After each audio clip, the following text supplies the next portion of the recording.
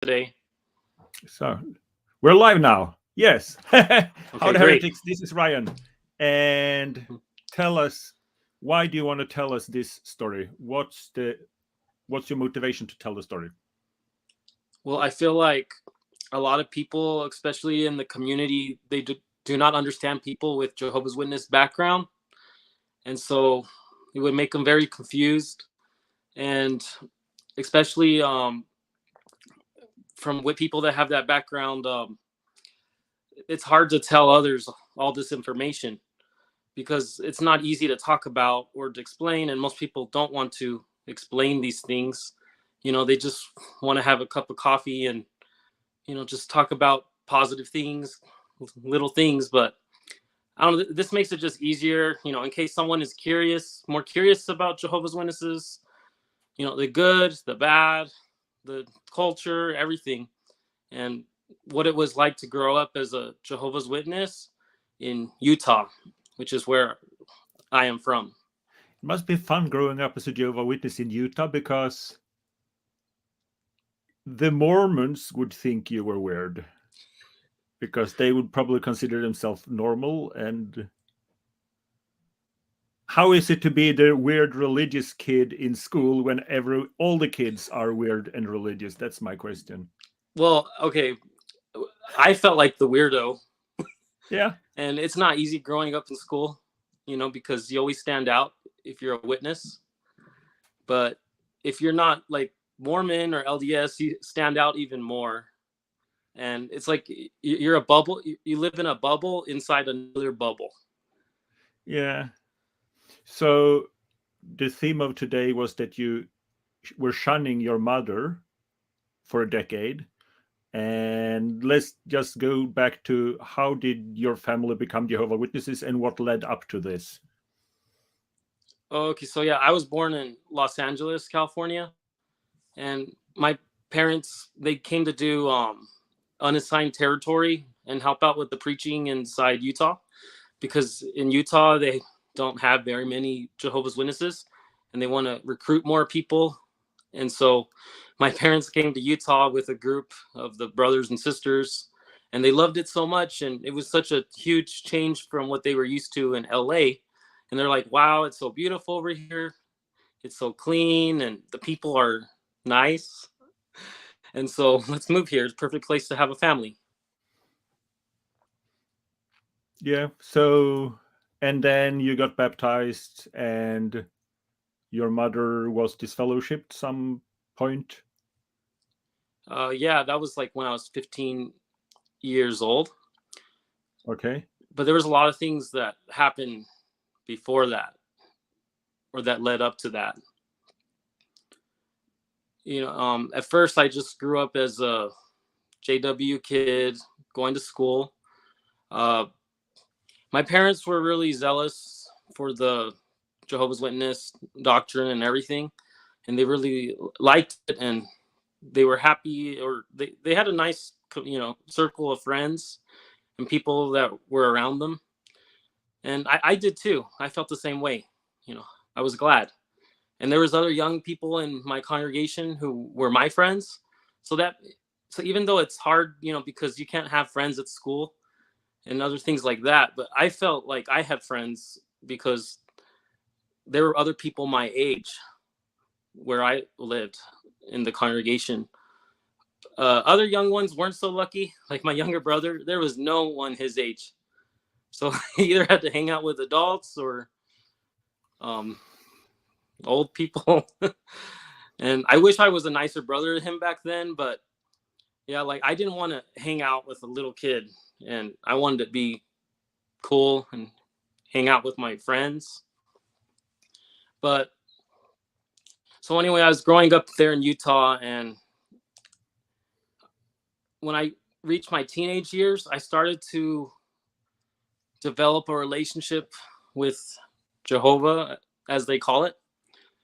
This means I start studying the literature, and I read the Bible, and I start applying it to my life, or feeling a connection with it. So I was taking it more serious, and you know I was so but I was just finding the things that I learned so fascinating and interesting, like because other people weren't teaching some of these things. I would even read the Bible on the school bus. Mm. So yeah, if you thought I was weird at school, I was even more weird because I was reading the Bible on the bus. Um, One time, I even went to the seminary teacher, which is like a Mormon seminary teacher, but it's next to the school, but it's on Okay. this. It's like on the same property, but it's right next to the school.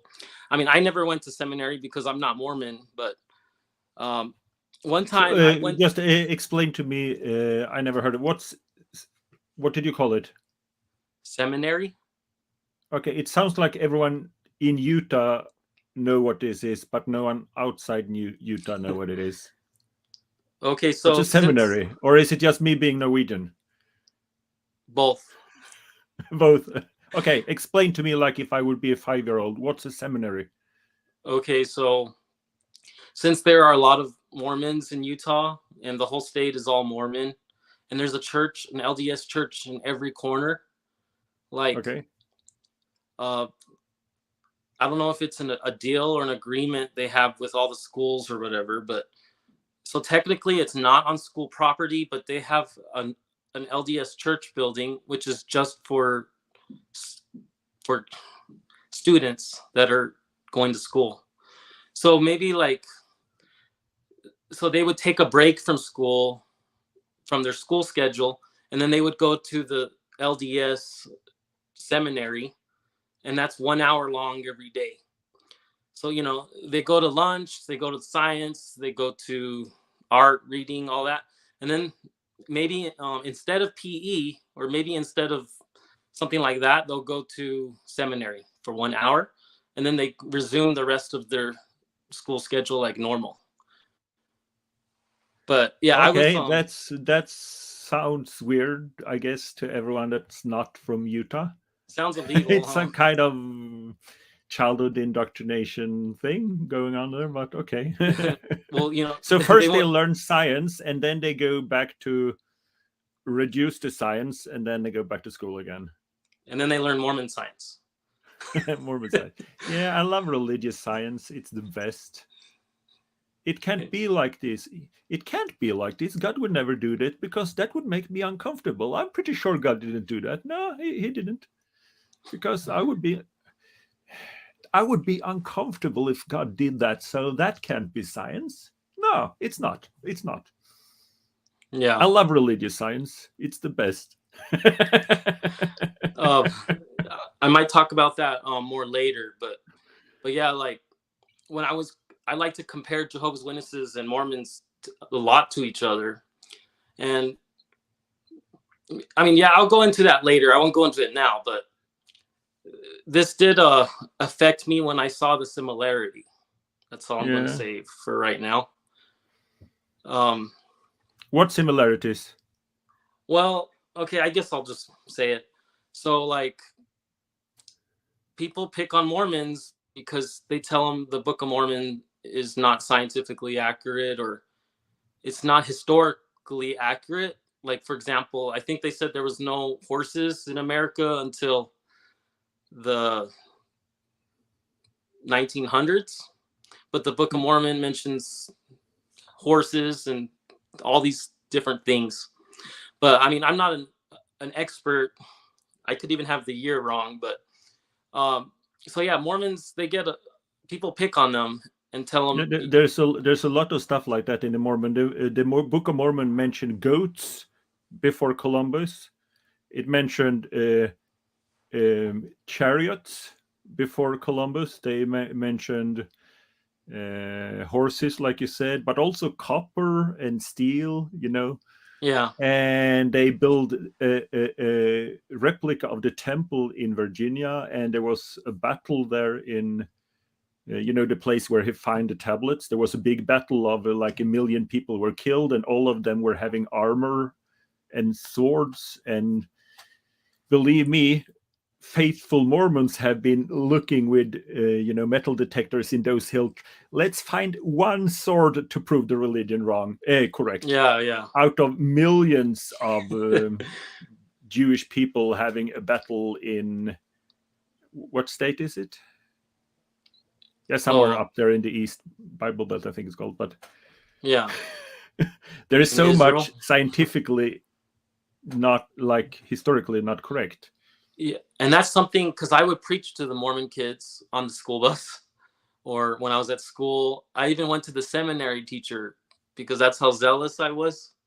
Which is basically, I went to another church. I don't know.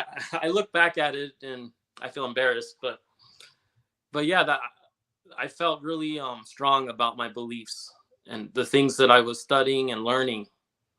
And but yeah, I also noticed a similarity with Jehovah's Witnesses later on in life. Like, um, Jehovah's Witnesses say that Jerusalem fell in 607 BCE, which is not what all the scholars say, which none of the historians would agree with. So it's almost like a JW science of its own. Yeah, I because used to give the Mormons a hard time that their beliefs didn't match up with science or with history. And I didn't even realize that my beliefs were the same way in some areas. yeah, I remember as a kid, I couldn't understand, because if God's omnipotent, he can do anything, and he's not only he can do everything, he's best at everything. It means he would be the best author. Like, if he wrote a book, it would be easy to translate, probably not even necessary to translate if it were magic. And still, why would a Swedish child have to go from door to door in Sweden and try to explain why it might seem like a contradiction. However, what God really meant, and what I need to help him with, me, the 5-year-old Swedish person, why would God write a book with so many mistakes? And then we got this awake that was how to preach to Mormons. And they say, this is not attack on the Mormon faith, however, and then they attacked it. Yeah. And what they showed that, there are some things in the Book of Mormon that are self-contradict. And I thought, Jehovah Witnesses claim that Satan himself wrote the Book of Mormon. And I remember reading this, I couldn't think, why didn't Satan learn from God's mistake? Why did Satan write a book that's full of contradictions? Yeah. Wow. I couldn't understand. Now I know it's not written of God. It's not written by Satan. But as a kid, I was thinking, why? Why is Satan doing the same mistake as God? But I was telling my Mormon schoolmates that, hey, you guys have false prophecies, or you guys have predictions that never came true. And I was telling them why their religion is wrong. And I read those same articles that you just mentioned, and I used all that information, and I never had any clue that the same arguments also applied to me in my belief system. And so I was very, like, I can only see things one way. Yeah, I've been there, done that. It's like really easy to pick the whole shit. It's based on that someone ate fruit. The whole religion is based on that someone ate fruit and God got angry. And he said, well, according to them now, they said, look at my son Satan lying to a woman that don't have the word woman, the word lie in her vocabulary, using what do you call this? What's the English word? Sorry. Ventriloquist doll. It's a hard word for Norwegian. Ventriloquist doll. Yeah. So Ventriloquist? Yeah, ventriloquist, sorry. Yeah. And what God do in this situation? My angel son is lying to the naked lady daughter using a ventriloquist doll. He takes the doll, yell at it, and cut off 4 the legs. The doll. That's the base on their religion. He gets angry at well, can you please repeat it? Ventriloquist? Ventriloquist, yeah. He gets mad. Puppet, like a puppet. Yeah. Master. You have to explain this to God, not to me. I'm just having problems with the word. He has problem with the concept of a Muppet doll. It says that he yell at the snake, and you will lose your arms and legs, and you will crawl on the dust. That's what we used to believe. That's what the Mormons believe, and we're still standing in school trying to prove the other one wrong. And it's really easy to prove him wrong, while we block our brain from the truth doing in critical front of us. thinking. Doing critical thinking. We can only do critical thinking one way, but not both ways. Yeah. Or you don't see it from an outside perspective. Like other people, you know, they just see the Adam and Eve story. They don't see it as history. They just see it as myth. You know, it's a nice story to explain how we all make mistakes, and we can't please God no matter how much we try. You know, well, then I would say he is the mistake. If no one can please him, no matter how much you try, and he's cranky all the time, you know, maybe he shouldn't be a god. Not everyone should be a god, you know. Maybe he should do something there's else. There's a lot of things in the Old Testament I don't like. Well, even in the New Testament, there's things that are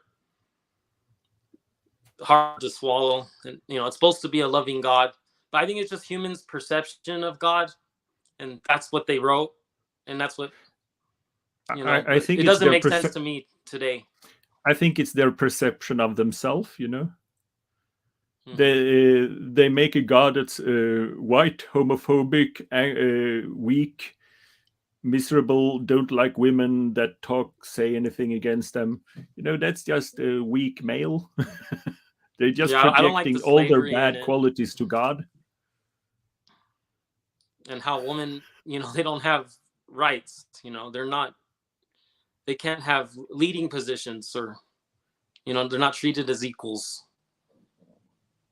Yeah, but if you see God, he has the qualities of a single man that can't be laid and hate everyone else, especially women. That's the quality of the Christian God. And then sometimes he say that, oh no, I love everyone, but in real life he's just miserable. He would need a goddess, maybe. Kind of like temper tantrums. And if there's any Jehovah's Witness or religious person listening to this, don't get offended. I don't like the perception, you know, the way that people wrote it, but I don't think that really gives God justice if there is a God. I don't think it portrays God in the true, accurate way, you know, if there is a God. No, I think he could write his own book if he wanted to. It'd be the best book, the most clear to understand. No one would have doubts. No one would. I think the minimum requirement, if you should be an author, if there's any aspiring God watching this and you want to write your own book, the rule of thumb is, if you write a book that's so hard to understand that someone has to, and this is the important part, if someone has to write a book to explain your book, something was wrong with your book. Oh, yeah. If you need to write a book to explain another book, it was something wrong with the first book. I can't stress that hard enough. Yeah. If you write a book, it shouldn't be necessary to write another book to explain the first book. It's such a stupid thing. I used to devote my life on selling books that were explaining a book. And I used to be very critical of other people's religions. So I would try to disprove the Book of Mormon. I would have a critical eye with the Book of Mormon, but I never did that with the Bible. If I saw something that was remotely offensive in the Book of Mormon, like, haha, look at that. But if I saw something in the Bible that was questionable or offensive, like, no, it doesn't mean that, you know, oh, God didn't mean that, or, you know, I'd water it down.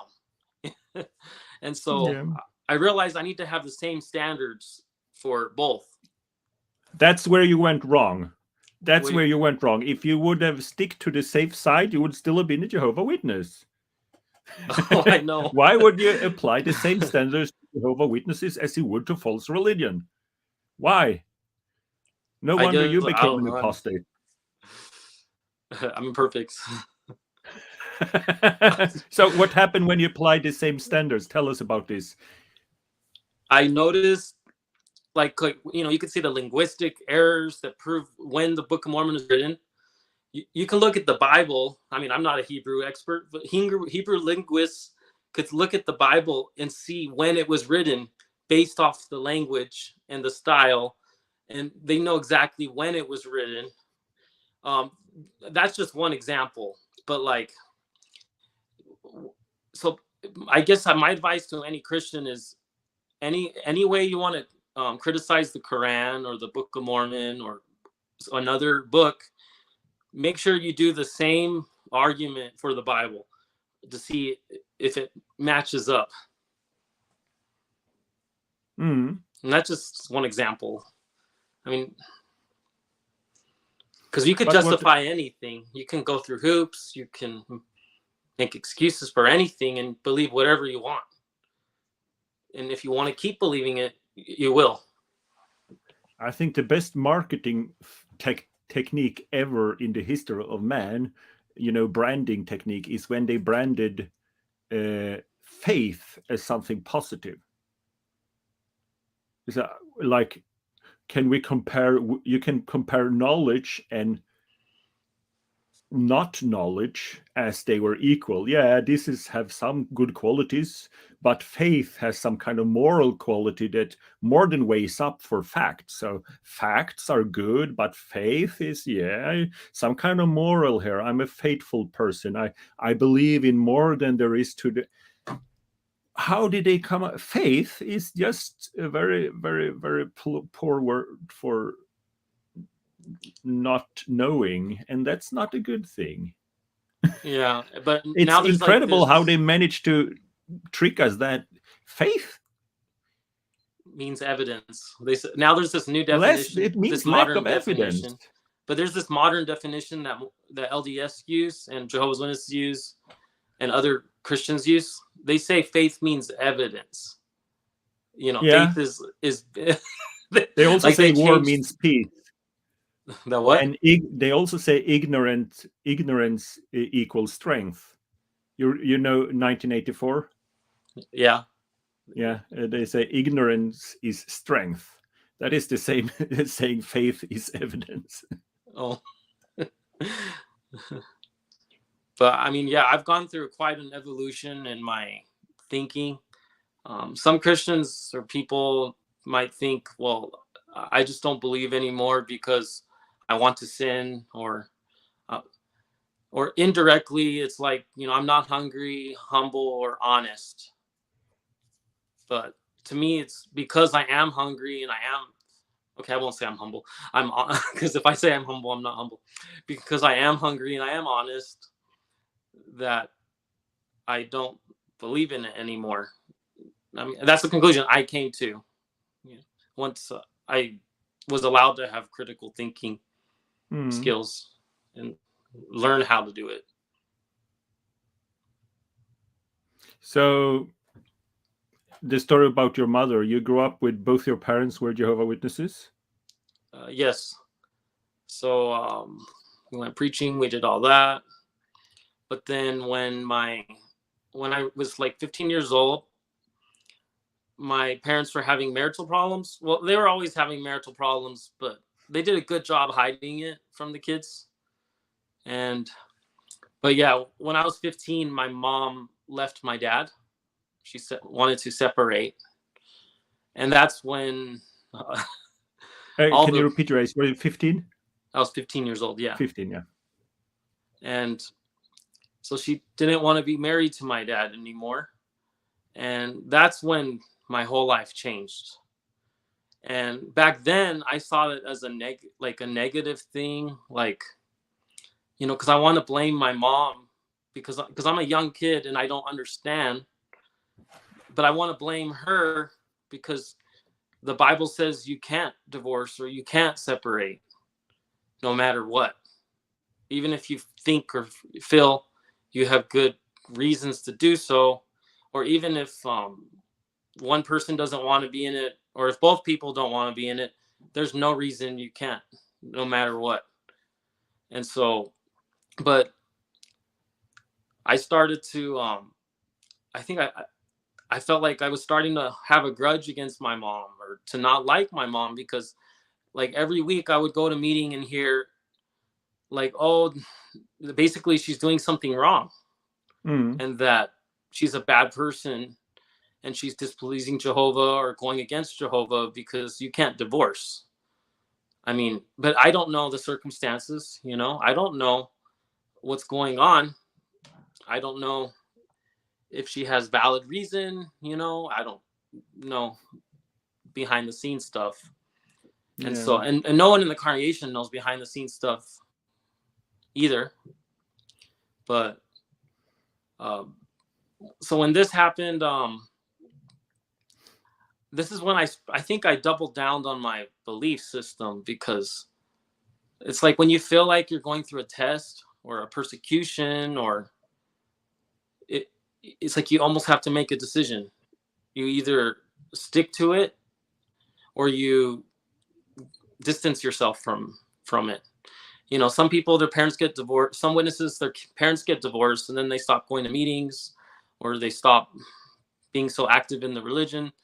But then other people like me, I just doubled down and got even more into the religion and even more zealous, because I was being told this is from Satan, and this is a test or trial from Satan, and I have to be loyal and faithful, and if I'm not, then I'm going to die in Armageddon, or I'm going to make Jehovah sad and he won't love me. And or so and I looked up to my dad so much, because I thought he was a really good example spiritually, and I appreciate so much everything he did for me to teach me. And so that made me, and I knew my dad wasn't the one initiating the divorce, so he's the right one, you know. That means he's not at fault. But I mean, he would tell me, yeah, both parents are to blame, but it's like indirectly I would see my dad as the one to listen to more, because he's still a witness, or he stayed a witness. Yeah. So I just started to be, my relationship with my mom was being affected. You know, it's hard to have a relationship with her when you're being told she's a bad person and Jehovah, and she's displeasing Jehovah all the time, you know, for not wanting to be married, for staying in the marriage, you know. And so after the divorce happened, it showed me a whole different side of the religion. So like now there's these elders, other men are getting involved in my parents' marriage. They're meeting with my dad, they're meeting with my mom, and like they're getting so much, they're getting involved, and like, and they're causing more problems. And I could see that some of them were biased, some of them were taking sides, even though they're not supposed to. Yeah, they do. Yeah. And my dad, I know, they were mistreating my dad, and they were mistreating my mom too. But like, I don't know, they even told my dad that he had to leave the congregation because because my mom still wanted to go to meetings, but she didn't feel comfortable going to the Kingdom Hall if my dad had to be there. And we live in a small area, so there's no Kingdom Halls nearby. You can't just go to a different congregation. So the elders told my dad to go to the other Kingdom Hall 40 minutes away or an hour away. So he had to go to Idaho. Oh, Yeah, And it's so, crazy because they have so much power. And when you look at it after, if you would tell, if I were not a Jehovah Witness or had that background, and you would say, well, we were divorced and it was awkward to meet at McDonald's, so we had to drive to Idaho so they will not meet each other at McDonald's because the manager of uh, McDonald's told my father that your wife don't like you eating ketchup here, so you have to go to Idaho. And he said, okay, I'll move to Idaho because the manager at McDonald's told me so. It's so stupid. Why would you follow the manager McDonald? It's just they at one point we thought they had authority from God. yeah, Oh, it's so and stupid. How so could we so be much so influence in your stupid? life. The And manager so, of a kingdom hall said I should move to Idaho, so I did. Why? Because it was catch. so this just made people in the congregation think, well, oh, what did my dad do wrong? Like, oh, he must have cheated, or he must have like, because my mom's Yeah. going to the meetings, but my dad isn't. But they don't know that my dad's going to meetings still, but in a different location. And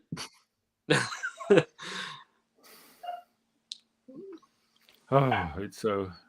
So this led up to her doing something absolutely healthy and normal, I assume, and then she got disfellowshipped, or yeah, well, no, she just went inactive. She just stopped going to meetings.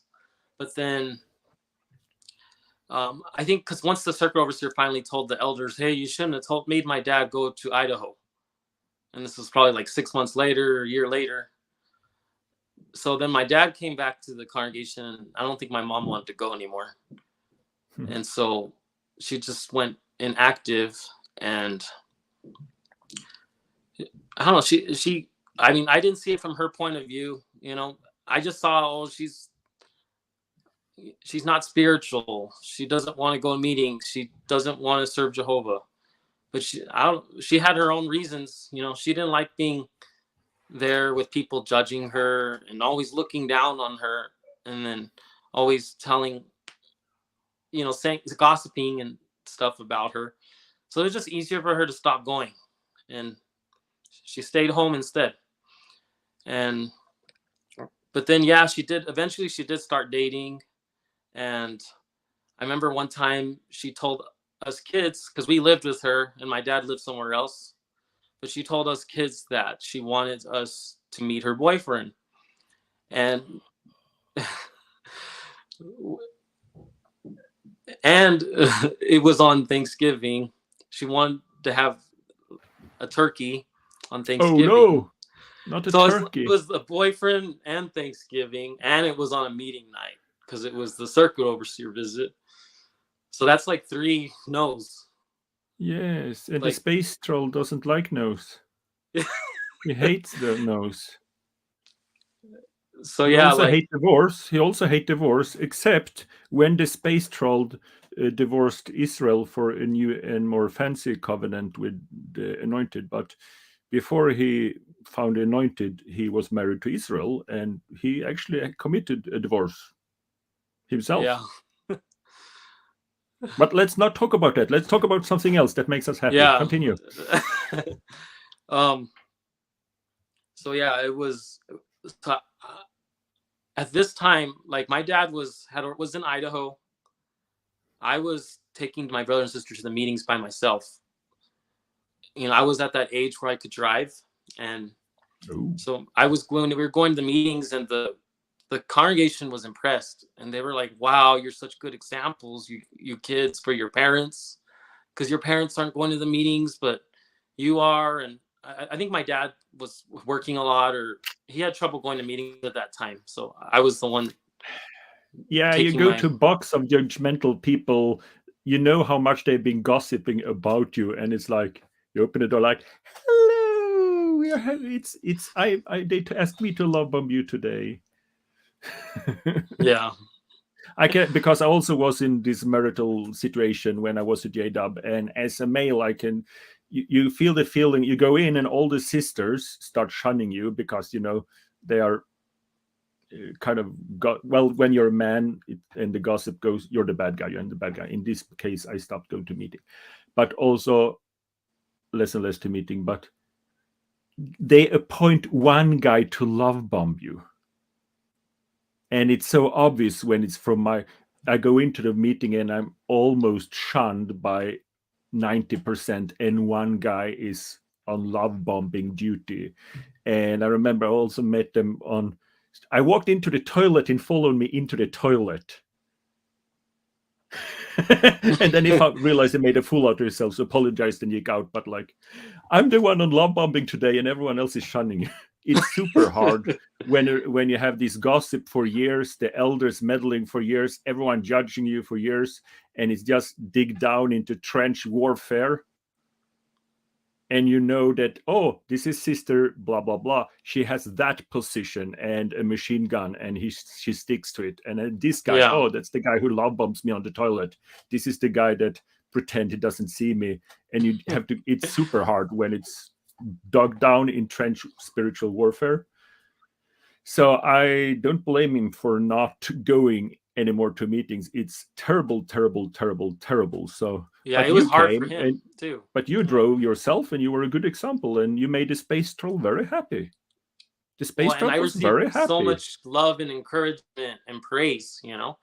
Every week I was being told I was such a good example. And so, but I drove my siblings to the meeting that night, and my sister's bawling and crying at the meeting. And the CEO's wife, the circuit overseer's wife, says, like, what's wrong? Like, are you okay? She's like, my mom wants to celebrate Thanksgiving, and she's bringing her boyfriend. And it was like, oh no. So and then she tells my sister, oh, you can sit next to me during the meeting, you know, and don't worry, everything's gonna be okay. But she tells her husband, and the very next week, my mom was just fellowshipped. Yeah. Don't worry, nothing's going to happen. I'm just going to tell my husband, and he will ruin the family. It's such a weird way when you're Jehovah Witness. I would have said the same. Don't worry, your secret is safe with me. Yeah. I used to be such a piece of shit. Religion can do that to people. And you get involved with people's personal lives. Yeah, imagine saying that to a child, like, oh, don't worry, nothing will happen. Yeah, because I didn't say anything to her husband, you know. That's how he found out, probably, I guess. Don't worry, nothing will happen. You can sit with me. That's appropriate. Yeah. You can sit with me while I backstep your mother and your father is not present. She had good intentions, we know, but... Yeah, but it's also a religion that never separate children from their parents. They say that in court. Yeah. Or tell the parents to go to Idaho, you know. Yeah, but there's a lot of stories, like you were a young, loyal to Jehovah brother that, you know, I can easily find at least 10 stories like you in the literature where a young brother had to borrow the car and drive the car through a river with crocodiles to come to the meetings because his parents didn't want him to go. Yeah, and that's why I did it. He was later adopted by an elder in the congregation. That kind of stories. And then they also say, we never separate children from their parents. And they have someone, you know, and then someone studies with their kids, you know, because instead of the parents, you know, and they kind of replace the role as parent, replace the parent. Yeah. But anyway, so your mother was disfellowshipped, and she didn't even find out till 2 months later. Yeah. So every time the elders, well, they say that they sent her a letter, but she never got the letter, and inviting her to a judicial meeting, and she said she didn't want to talk to them or anyone. And so she didn't know that she was being disfellowshipped. And even if there was a judicial meeting, I don't know, she probably didn't want to go anyway, but so yeah, but I knew about it. Like, I was even the one who was doing the platform. What do you say? The stage, adjusting the microphone for the elder who was announcing my mom being disfellowshipped. So I was in front of the stage, in front of the whole congregation, while he announced my mom, and everyone's looking at me. And I didn't know that this was going to happen. That is a good example of how they don't consider other people's feelings, really. It's just organization. The organization told us to do so. The organization put him on duty. The organization put him on duty to announce it, and those things clash together. And any person with common sense would realize that this is a clash, but they're like, no, he's appointed to adjust the microphone. He's appointed theocratical to do the announcement. And if this clash together, we can see it because we trust in the organization. Yeah, like it's very it's a legalistic. perfect example. They're so focused on this. Look at organization. Look at organization. They can't really see anything else than the organization. Like so you were 15 years old and you were standing in front of the congregation while your mother being sentenced to death, which it literally is. When you believe it, your mother was sentenced to death. Did you know about it, or did it just sprang out of? I think, I found out after, but I found out at that time. But I think I had an idea that could happen. I don't know. I didn't. I was surprised because I didn't know they were going to announce it at that very next week. I think even if there's a Jehovah Witness watching this, hello, I think even the most apologetic Jehovah Witness would agree that that's poor taste to announce it that way, with a 15-year-old doing the microphone and just springing information like that. But I do know for sure that the elders knew they was going to be announced, and someone else knew, and they asked the elder to not have me do the stage that meeting. Someone did that. Someone did that, and this is what I found out later. And so the elder said, and I did the stage anyway. I don't know why he didn't just say, "Hey Ryan, let's not give you an assignment tonight." How does that make you feel? Well, it's very inconsiderate. It's not taking into consideration my feelings. But I could. It is a big deal. It literally makes me sad, and I'm in Norway. I felt like my mom that shouldn't have happened. Put to death or sentenced to death, because I would hear every meeting, and I would read in the literature that they will not be in the paradise, and they die in Armageddon if you're disfellowshipped. So it is a huge deal. But I even told an elder after that my mom didn't know, and he told me that, like, oh well, we tried to, we made all efforts to get a hold of her, and then he wasn't going to go into detail, but well, obviously they didn't make all efforts, because if you make all efforts, if you're looking for something until you find it, you will find it. That's how you make all efforts. So, but they maybe did some efforts. I was actually, sorry for interrupting, but I was actually also disfellowshipped that way. They asked me if I were willing to meet them, and I said yes. And then they said, was this date okay? And I sent a letter back, no, I cannot do that date. And then I went on a convention. As a spiritual, mature person, I was protesting outside the convention, but they can't prove it. So I went to convention, and when I came back, I was disfellowshipped. So I basically got disfellowshipped while at the convention. So that's a badge of honor for any apostate, I guess. Well, how did she find out? She was in public, and an older sister shunned her. Like, and when Jehovah's Witnesses shun, it's super obvious. It's not like, it's super obvious, like, like Yeah. look the other way, and then when my mom looked at her and tried to say something to her, the sister told her like, you're disfellowship, like, and that's when my mom found out. Yeah, it's weird when it happened the first time. Haven't happened to you yet? The disfellowshipping? The shunning, that people shun you? Yeah, but that was like 12 years later. That was 15 years later. That was yeah. So yeah, I mean, I told the elder, like, I think to the best that I could, I tried to express that kind of seemed wrong, or that I didn't understand, like why is my mom disfellowshipped, but she didn't know about it. And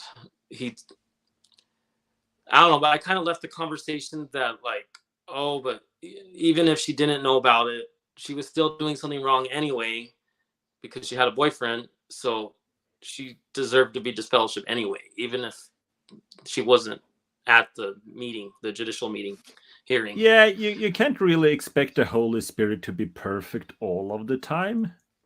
Because sometimes it's not perfect. It's like it's perfect, but not all of the time. Sometimes it's like, Yeah, I mean, no one's perfect. Can't expect that from the Holy Spirit. and that's what I learned at that age. It's a spirit directed, but it's not. It's not directed by. The space troll have a perfect Holy Spirit, and he uses it in an imperfect way because it's perfect. And that's a lesson I learned very well at that age, because if I didn't learn it that time, I learned it a few months later or the 1 year later. And what happened then? Well, so because my mom wasn't going to meetings, let's see, I had already graduated school, I think. Maybe I didn't already. My dad, he was being shunned by a lot of people, even though he didn't initiate the divorce or anything. People were treating him bad. So I learned that, well, you just have to trust God, and he'll fix it later, But what happened was my dad started spending time with another family, and they were encouraging to him because they saw how other people were mistreating him. And they were from a different congregation farther away, but their names were the Gracies. So Dave and Miju Gracie. And so they befriended him and encouraged him, and they wanted to help him because he was going through a hard time. He was going through divorce, separation, and they were also going through a hard time too, because, well, their daughter got raped, and the way that it was handled, the situation with the elders, they treated her like she was part of it, like consent, like if she was they try to make her guilty in her own rape. And so their daughter ran out of the judicial meeting crying because she didn't want to go through those questions and the questioning, because they needed to find out if it was consensual or if it really actually was rape. And so, but she ran out of the judicial meeting and said, I don't want to be here anymore. So if you walk out of a judicial meeting, you know what happens, right? You get disfellowshipped if you just leave and you don't stay for the whole thing. And if she didn't want to go back ever to any meeting like that.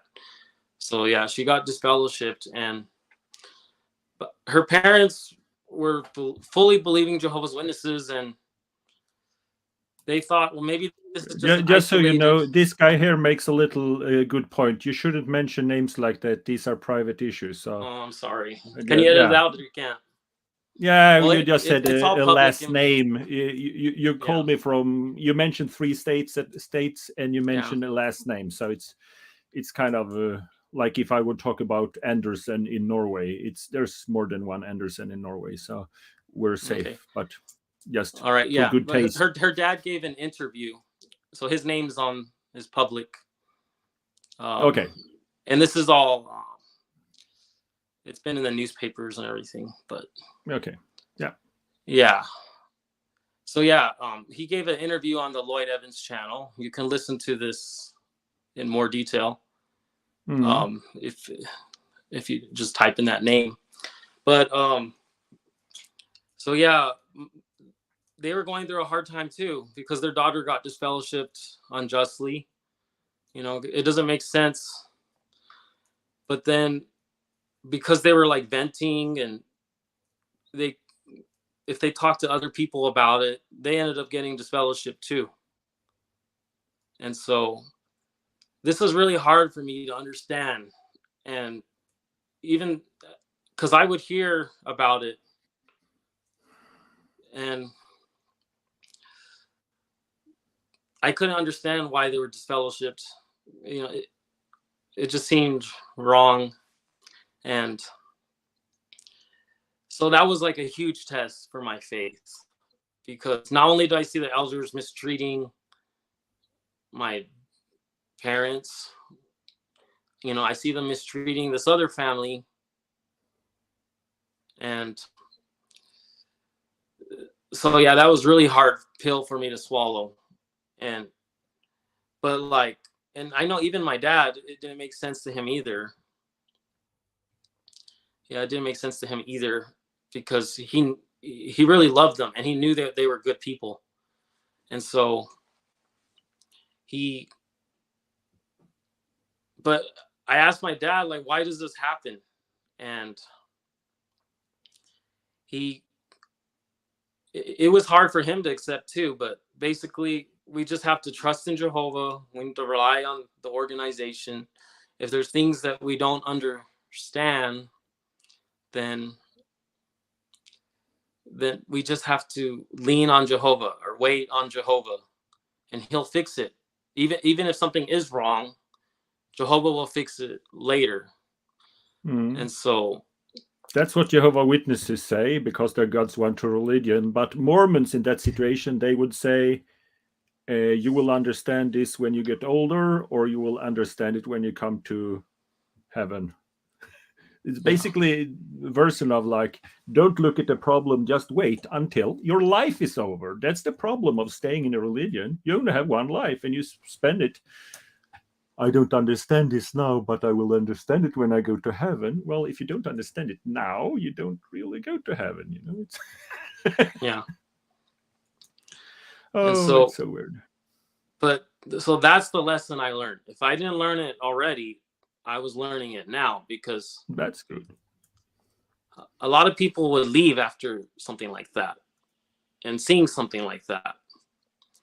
But I was like, I need to have trust in God, and but I was led to believe that if I didn't overlook it, then I don't trust God and I don't love God.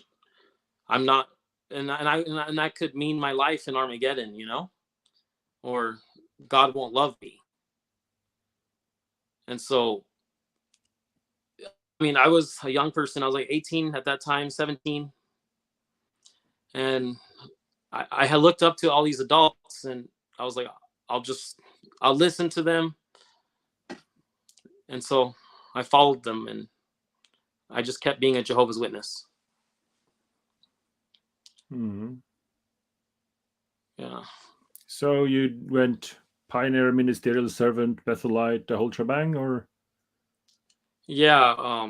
So after this, my family moved away, and When you say your they moved family to. moved away, do you mean your father or your mother or? Oh, so my mom moved away, and she Okay. took my brother and my sister with her, Okay. and so my dad wanted to be with his kids, so he moved to California also. Okay. And I didn't want to choose between parents, so I just stayed here in Utah. Mhm. And I tried to do my best to serve God spiritually over here. And let's see. So my parents, like, and and that was another thing. Like my dad, he made it really hard for my mom to get divorced because he knew that if if he allowed the divorce to take place, then my my mom would move to California and she would take the kids, and that's exactly what happened. But he tried to postpone it because he really loves the religion and the beliefs, and he believes in it with all his heart. So he was trying to preserve or save our spirituality. And so we looked at California as a bad thing, but it was actually a good thing. My family, they like it better. They said it's better than Mhm. living in Utah. Okay. But so yeah, I got reproved at age 20. Um, I felt guilty about it so much that it consumed like the rest of my life. And I felt like I wasn't good enough for Jehovah. I could never, I have to work for his forgiveness. You know, maybe if I do more for Jehovah, he'll forgive me. Um, oh, and reproved is when the elders talk to you. You know, if anyone doesn't know, that's not a witness or doesn't Mhm. listening to this. Yeah, So yeah, it's just a short announcement of shame. They say, Brother Ryan should be ashamed about himself. And that's all, basically. yeah. I think What did the it say? the Is what's the actual wording in English? You probably know it better than me. You bad boy. reproved, Yeah. and I think Brother the Ryan Mormons is say reproved. reprimanded. I think Reprimanded. Yeah. I think it's the Mormons saying, Yeah, but they have reprimanded. it's public, so you're shamed in front of everyone. You lose your privileges. You can't. Do, you have to work back for those privileges, or for you have to work back to receive a good standing again. And so Hmm. that's what I did, you know. And I regular pioneered for like off and on 5 years total. What a privilege. If yeah, it was a privilege, and I went to the pioneer school twice, the school that they send you to when you do that. Yeah, I like, how they brand thing, like faith is something positive. Work for free is a privilege. You work Yeah, without being paid, and it's a privilege. It reminds a little about slavery equals freedom. yeah, and you feel It's a like privilege to work for free, a and you will slave be is a good punished if you thing. A don't. slave is a good thing. No, you No, get the privilege of working for free, and you get punished eternally if you don't. But at least you can sing. Jag lycklige slav som lösen han gav sin son åt för mig. We used to sing, that's Swedish. We used to sing songs about I'm a happy slave, I'm a happy slave, I'm a happy, happy, happy, happy slave. that's not a Kingdom Melody, is it? No. No, jag lyck I don't know. Okay, so now I'm translating in my head, but in Swedish it goes like that. I am to whom do you belong? Blum blum blum blum blum blum blum. And it goes, I am a happy slave in the refrain, at least in Swedish it does. Jag lycklige slav som lösen han gav sin son att dö för mig. So maybe you're too young. You look young. How old are you? Are you still 15? I'm Haven't you heard 31. that song? Please let me Dun, know in the dun, comments if you dun, know dun, remember dun, that song, or if you dun, can dun, find the dun, lyrics I dun, dun, remember. dun, dun, Uh, dun. yeah, I'm a happy slave because Mhm. he paid so much for me. Yes, I was an expensive slave. He has to kill a child. Yeah, that makes it much better. I'm a slave. That's a good thing. Why? He killed a child. the lyrics are way different than I don't remember the English ones for some reason, but I think those words sound way different. Yeah. Okay, okay, now I'm intrigued here. So you keep telling the story, and I have a reason not to interrupt you while I'll try to Google this to find it. So tell the story about your mother being a terrible, terrible, terrible person that doesn't deserve love. Yeah. So I guess, well, Jehovah's Witnesses, they have a rule that, well, if your parents or family member gets disfellowshipped, that you could still talk to them, but that's only if they live with you. Like if you're kids or you're the parent and you live in the same house. But once my family moved away to California, I realized like, oh, and I was reminded that there's this rule that if you don't live with your parents or your family member that's disfellowshipped, then you can't talk to them anymore. You can't speak to them, or you can't spend time with them, nothing. And so, I mean, I got very used to spending time with my mom when I lived with her, but now that I didn't, I had to follow this new thing. So that's when the shunning started. It was once they moved to California, and so I had to have a difficult conversation with my mom one time on the phone. And that's when I told her I would limit my association with her because she's disfellowshipped for something she didn't know. She was disfellowshipped because she wasn't at the judicial meeting. She didn't even know she was disfellowshipped, but I had to shun her anyway. But I wanted to be a good example for my brother and sister. And even though I didn't live with them, and so in seeing what the literature has to say and what the Bible and what they witnesses say, but the Bible says, I shunned my mom. And because I lived here in Utah, that made it easier because we were such far away. And that's when I lost the relationship with my mom. But I did it because I was told that it's a good thing, and because it's what helps her to come back to Jehovah. Because in the magazines and the literature, they tell us that if you don't shun your family, then they will never return. Yeah. Like they'll never come back. So I didn't want, and I knew this was the truth, and I believed it was the truth, and I didn't want to be responsible if my mom never comes back, right? And then she dies in obviously Armageddon. a child should carry the moral guilt and responsibility for the actions of the parents. That's just healthy. Yeah, it doesn't make sense anymore, but it doesn't. It's abusive. It's created to be everything is put in a system where everything is overlappingly abusive. A child should not be responsible for what your mother do, and then God kills her, so she used her free will, and God kill her for that, and you're responsible for the murder he committed because he loves you. Yeah. That's what you should focus on. He loves you, and that's why you're responsible for for his murdering your mother because of what you allowed her to do. And so it's my fault. Yeah. Remember that. I did for 10 years.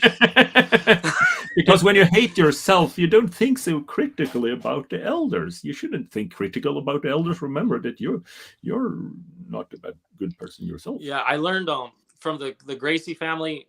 I know I'm saying their name because it's public. Yeah, he's been public about it. So yeah, he's very public. Up until you said, I don't know. Maybe Gracie is like a very, very uncommon name in Utah. It's only one person. I don't know. I'm Norwegian.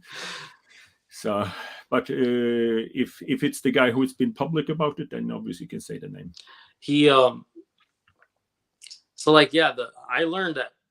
So from that situation, I learned you don't talk negative about the elders. You don't question them. You don't make them look bad.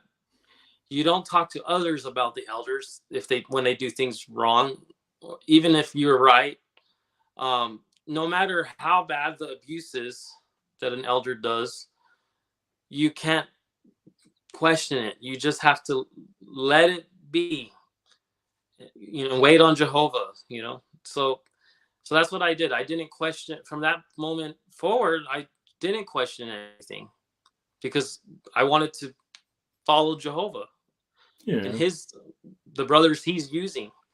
And so, but it was a very long 10 years. I I missed out on so many things. Like most families, when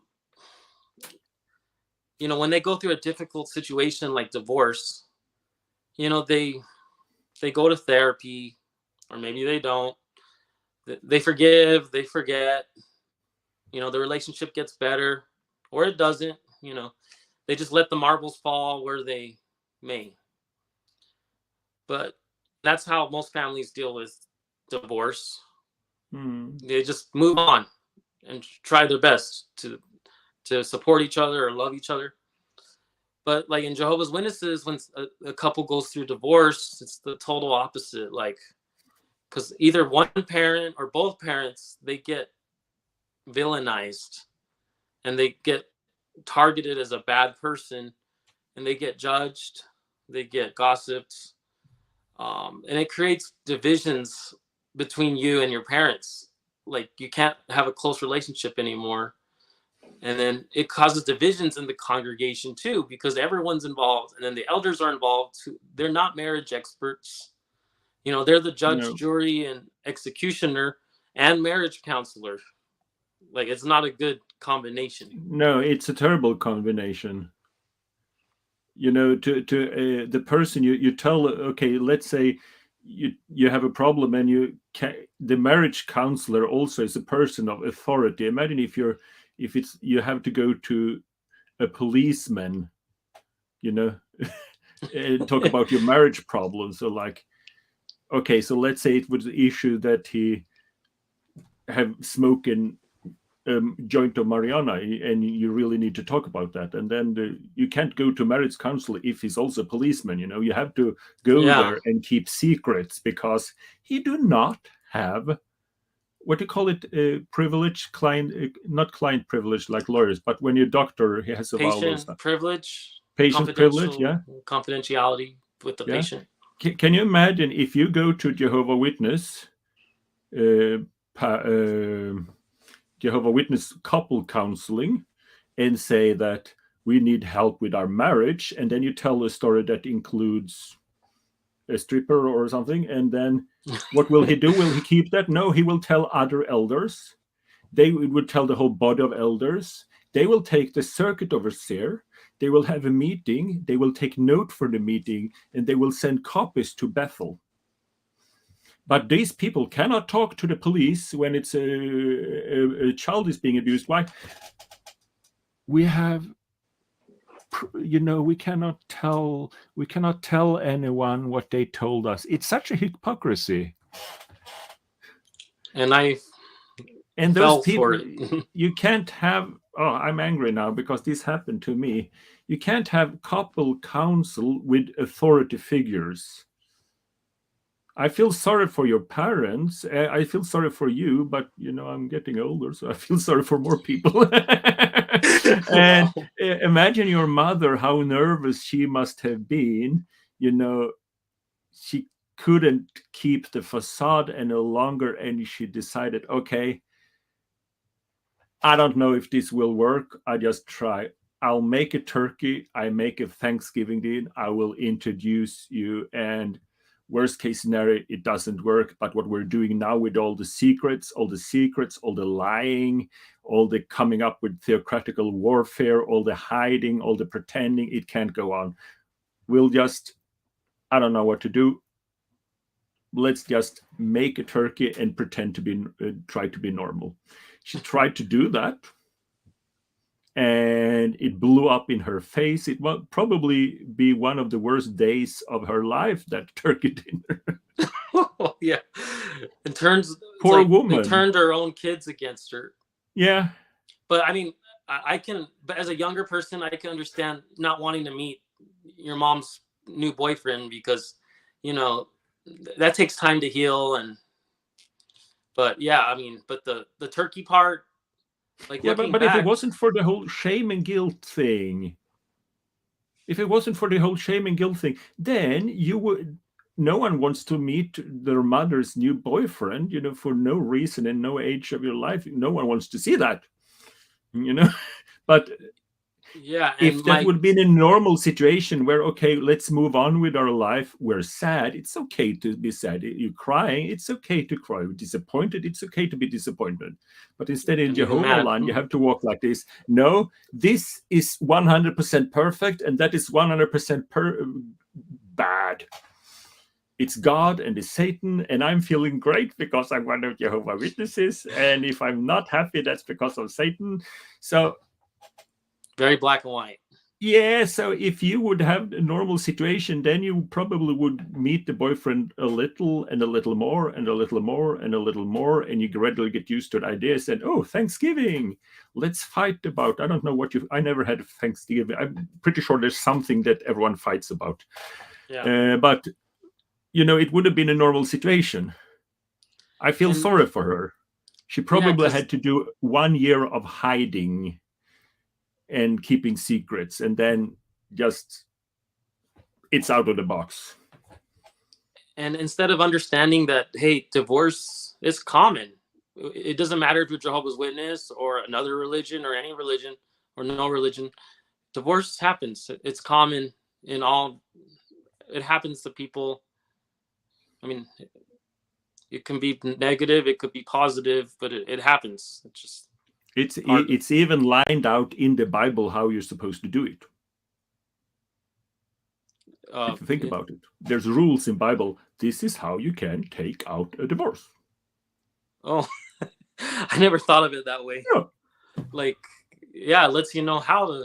Oh, okay, but it's not like murder. Murder is bad, and there's if we look away from war and capital punishment, which is kind of a different thing. But murder is wrong, and there's no place in the Bible say murder is wrong. However, when you do it, this is how you're supposed to do it.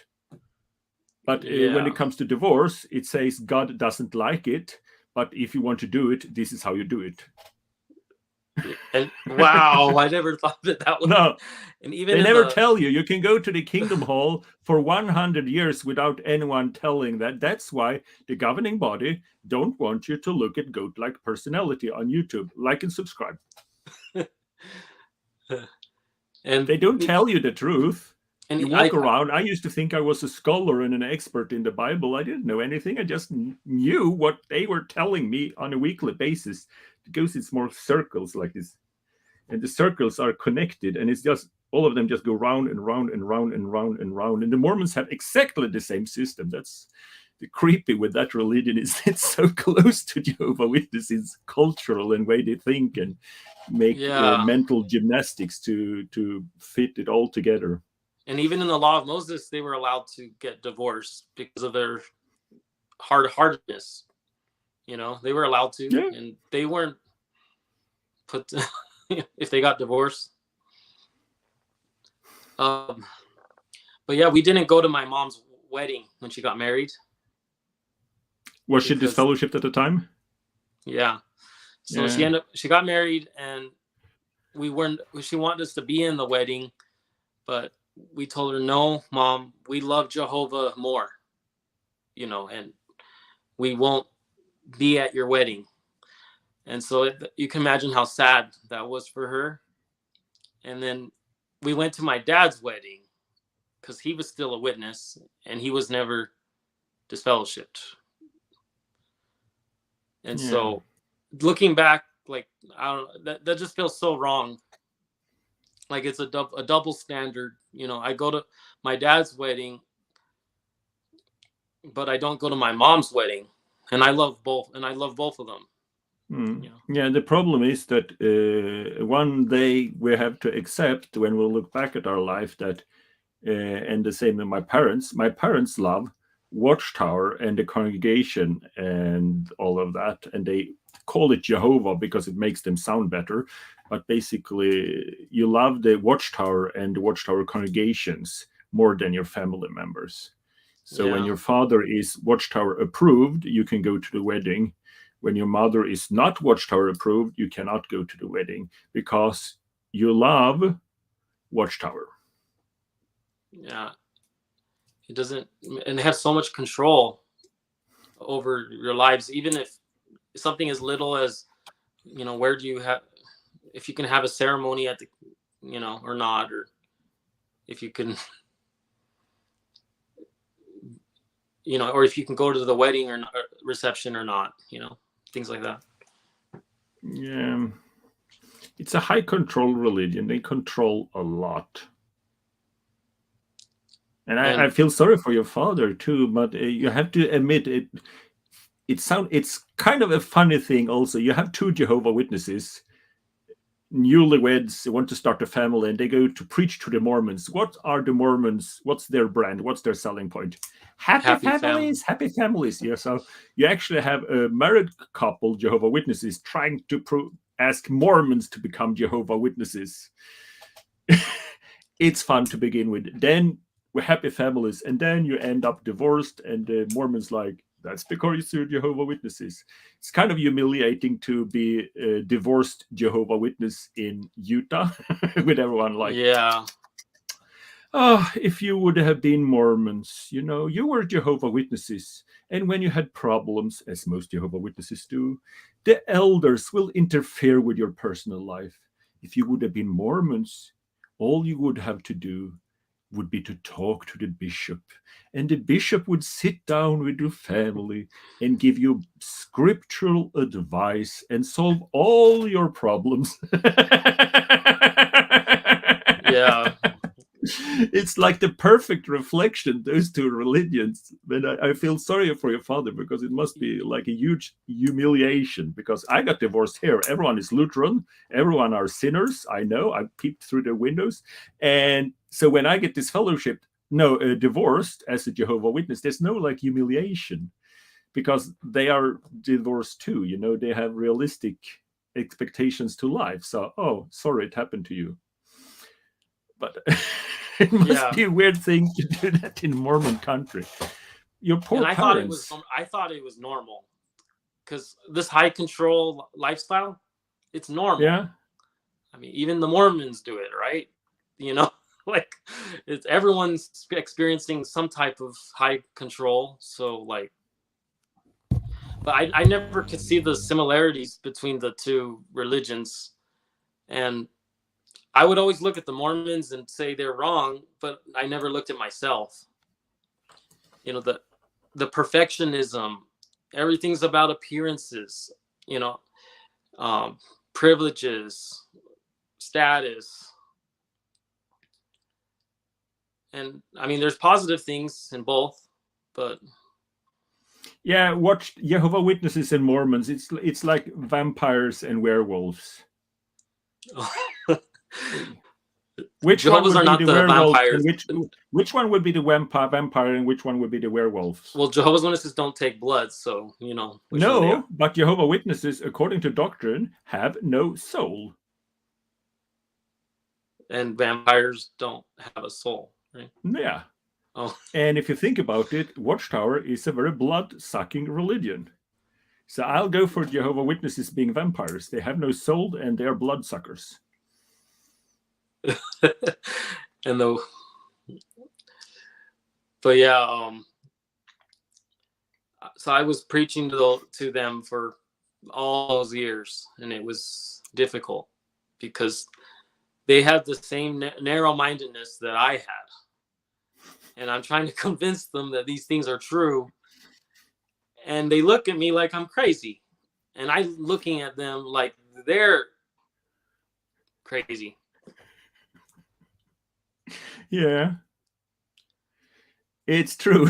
I've been there myself. Like, what's wrong with you? You can't just believe something because it's in a book. You have to use your brain. I know. I would tell them. What's wrong with you, say, Mormons? "Oh, but I'm happy." Someone wrote something in a book and they believe it. What's wrong with them? Why can't they be like us? To do research and see what the Bible says. You They are can't let crazy. emotions get into it. You need to look at facts. Yeah, you have to. You can't just base something on faith. You have to look at the facts, like Jehovah Witnesses do. And then they both say don't listen to apostates. They both say don't listen to ex-members, or don't read outside material. Don't. Yeah, it's almost like they have something to hide. I don't know why.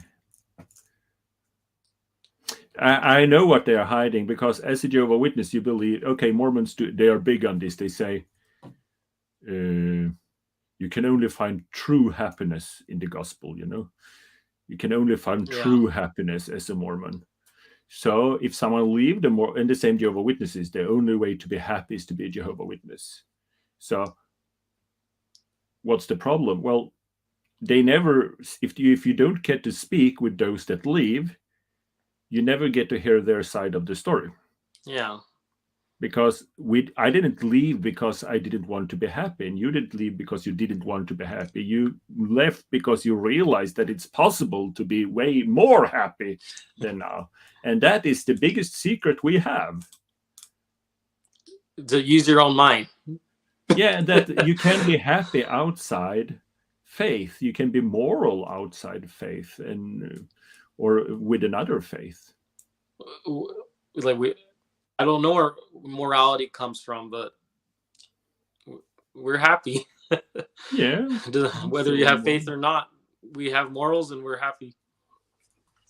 So, did you wake up before you get in contact with your parents, especially your mother, then, or So did you get kicked out for fornication? I assume, and and well, then connected afterwards. and let's see. Well, when I was 20 years old, I was reproved. Uh, and but when I was disfellowship later on, it was fornication. I don't know. I grew up like very sexually repressed. I was a virgin all the way to age 30 because the Bible says if you have sex before marriage and you're going to die in Armageddon, you're going to displease Jehovah. And there wasn't very many marriage mates to choose from growing up in Utah, because you can't marry outside the religion. And then Utah, there's not very many witnesses, so yeah, not very many selection. But I was so needy, and I didn't have any self-confidence in myself because I was always feeling guilty and shame my whole life growing up a witness. Just for normal desire, normal desires and normal human, the way we are, Yeah. like. And so I was shamed and guilted. I never even looked at pornography until I was 18. Was the first time I ever saw pornography. What's pornography? Google it. Okay. No, but like, yeah, that's I how. can share a screen. So here I'm this 18, 19, 20-year-old, and I was very sexually emotionally immature, and didn't know anything about sex. But it's natural to be curious, but they shame you and guilt you and make you feel like you're a bad person. But this is just a random fact. So I just recently learned that King Josiah, in the Bible, at age 14, he had 2 wives and he had 2 kids. So I guess he was more mature than me when it came to that subject. Yeah, even with me as an adult. There's some kind of hypocrisy there. Joseph Smith had 40 wives, according to Mormon, official Mormon church. And some of those women, they say, they refer to them as soon to be 15-year-old young women. You're not a woman when you're soon to be 15-year-old, and there's nothing called soon to be 50-year-old. It's actually 14-year-old girl. He married 14-year-old girls by promise them that all of their family would go to heaven if she did marry him on the spot, but everyone on the planet should go to hell if she didn't marry him on the spot. And he did that, and according to the Mormon Church, they acknowledged that he did this twice to what they refer to as soon to be 15-year-old young women. He was just a sexual predator. But the funny thing with Mormons, actually, you can talk to them, and some of them actually say, yes, he was a sexual predator, but he was sincere. Oh, they so can't that makes see it okay. it. And the same with Jehovah Witnesses, you know? Yeah. Like, oh, he was imperfect. Yeah, he was imperfect. So that So the whole as long as you feel guilty about masturbation and you're so focused on how I have to make a plan for how not to masturbate, and the more you think about something, the more vivid it becomes, you know. And the more, yeah, the more obsessed you become with it, the more you try not to do it, and the more you try. And then you hate yourself, and while you hate yourself, you don't really think about that. The righteous King Josiah had 2 ladies when he was 14, and that was according to a divine plan, you know. And you're busy hating God's yourself. Approval. But yeah, like, so if I guess if I had to summarize my teenage and young adult and adult years, it'd be like repression and depression, and yeah, I experienced all that. Yeah. And it was like a pressure cooker. And so, yeah, even though I made that so even though I was struggling with that as a young person, I was still struggling with it at age 30. And I was past the bloom of youth, whenever that is. You know, Jehovah's Witnesses say that you're past the bloom of youth. That's when you're ready to get married. But yeah, I felt like I was never past it. But yeah, I became a ministerial servant, and I thought it would help fix some of my problems. I thought it would make me more like spiritual, or God would help me more, or get over these temptations and these this problem. And it just made me more depressed and even more miserable, because I couldn't. And then not only that, you know, I had same-sex attraction. So that made it even worse, you know. And so when I'm bisexual, but but I couldn't say that as a Jehovah's Witness, because if you say it, like, it's embarrassing and humiliating, and you're a bad person and you're not spiritual. And so I had to hide that or keep it quiet. But like, I wasn't really, I mean, there was nice people in the congregation, but I felt lonely. I felt so lonely in Utah. I didn't have my family. I didn't have a lot of friends. A lot of friends had fallen out or moved away, or you just weren't compatible as friends. And I don't know, there's a lot of cliques. But yeah, it's hard. I felt like I was in high school as a Jehovah's Witness adult trying to make friends. You know, if you're not in the right clique, or if you're not in the right club, then you don't have friends. Or if you're too spiritual, or then I don't know, you can't. But it was just harder to make friends, whatever the reason. Sounds like you've been very lonely. Had a very Yeah, lonely existence. I was, and it was to the point where I was getting like suicidal. Like all I would think about is death and dying and never getting married, never. And it's not that I didn't try to find a sister um, to marry. You know, I couldn't find one. And let's see, what does this say? No, it was this one. Here it says Efrain Rivera, a bisexual ex-J-dub living in Utah. Talk about triple whammy. Yeah. So it was hard. So, are you sure that you're not a serial killer? It sounds like your life story would be like. I could picture from what you're telling that you've been on a shooting spree at least once. uh, people, well, in the I've been Mormon watching too much culture, Netflix, so I have yeah, the impression now that all Americans are serial killers. So don't take it it does seem personally. that way.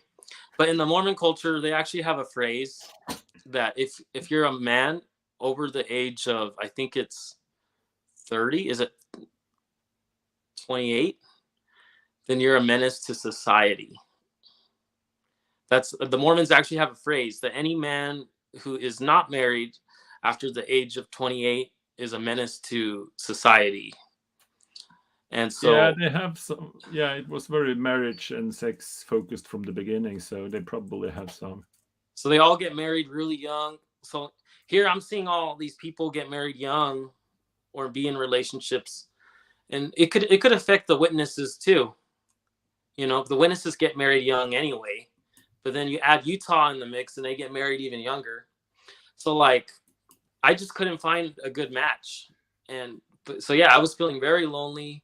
I felt like there's something wrong with me, or I wasn't spiritual enough. I was a ministerial servant and still having this problem. And but yeah, then the pandemic hit and I was even more lonely.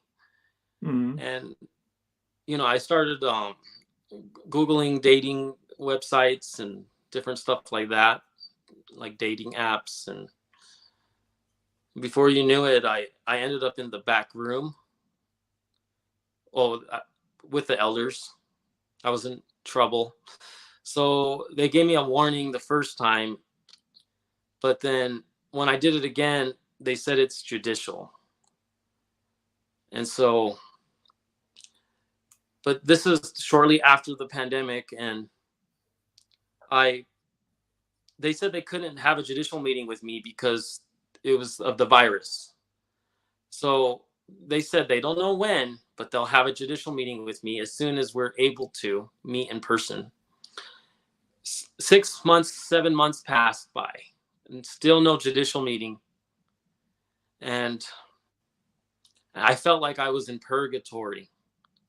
Like I didn't know if I was going to go to hell or not, or if I was going to get the fellowships or what was going to happen. And but like I felt so depressed that I didn't. It came to the point where I just felt like I didn't feel anything at all, like numb. Like it didn't matter to me if I was in the paradise, because to me it was just happiness is impossible. Even in the paradise, I won't be happy. Or like, so I came to acceptance that I'll just die in Armageddon because I'm not good enough and I can't please God and I'll never make him happy enough. And so that's how I live my life. And so then finally, so then I committed a sin again. And then I told myself that I won't confess it to the elders because there's no point. I'm dying in Armageddon anyway. I'm not good enough for God anyway. So I just kept it hidden.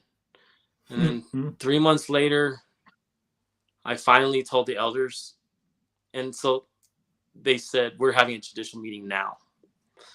So they got special permission from the branch to have a judicial meeting, even though they're not supposed to. So we had the judicial meeting on Zoom. And then I was disfellowshipped.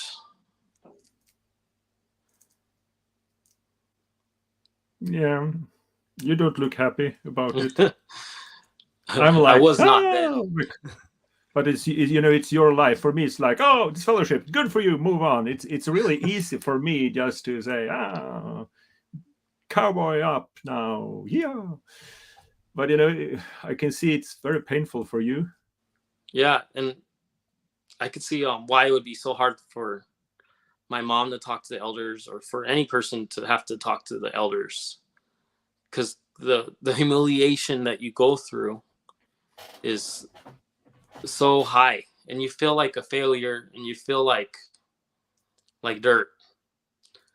And even at my judicial meeting, the elders told me that because I had done something, because I had sinned, and it was homosexuality, that I deserved to be That stoned. makes the They said, spectral extra angry. yeah, they said Yes, like in, this angry, angry, angry, angry, angry. But when it's homosexuality, he's extra angry because he's a space troll, and they take these things seriously. So should we, yeah, because the space troll is very important for him. Continue. yeah, and we were studying the book of Leviticus that same month, and the elders told me that if we were in Bible times, I would be stoned to death. Yeah, And that was at my judicial meeting. They told me that. yeah. And so, And so were they for wearing the clothes they were actually wearing at that point. If they had any mix of wool and synthetic or stuff like that, they would also be stoned to death. oh yeah, Because God don't like butt stuff. And first, when you yeah. said, okay, so maybe I have something wrong with me. First, you said you started going to dating sites and you went to the back room with the elders. I thought it was a gay dating site for a few seconds. That's my bad English skill and my vivid imagination. Oh, I went to both. I went to both, and I went to both dating sites, but I did but that's what ended up getting me disfellowshipped. And but it was so difficult because I knew, I believed that this religion was true. So Yeah. I believe that I really did need to be stoned to death, because that's Yeah. what God wants. That's what he wanted back then, so why wouldn't he want it now? And that I was failing him, and that I was not good enough for him. And so, but I was so burned out. For years I had already been burned out, even though I was a ministerial servant and trying to serve him the best. But I sometimes I would stumble across some naughty websites, and I mean apostate, goat like personality. Did you find my video as a believing Jehovah Witness? I did. Yours is like the Oh, first don't feed the apostate video. narcissist. Oh, I don't Okay, want you to feed end him up a like little. Watchtower. Tell us how I saved your life single-handedly. So yours is the first ex Jehovah's Witness video I had ever seen, and then I was like, "Oh, that wasn't so bad." Like, he seems Thank kind of you. like weird, and he has a sense of humor, but he didn't like.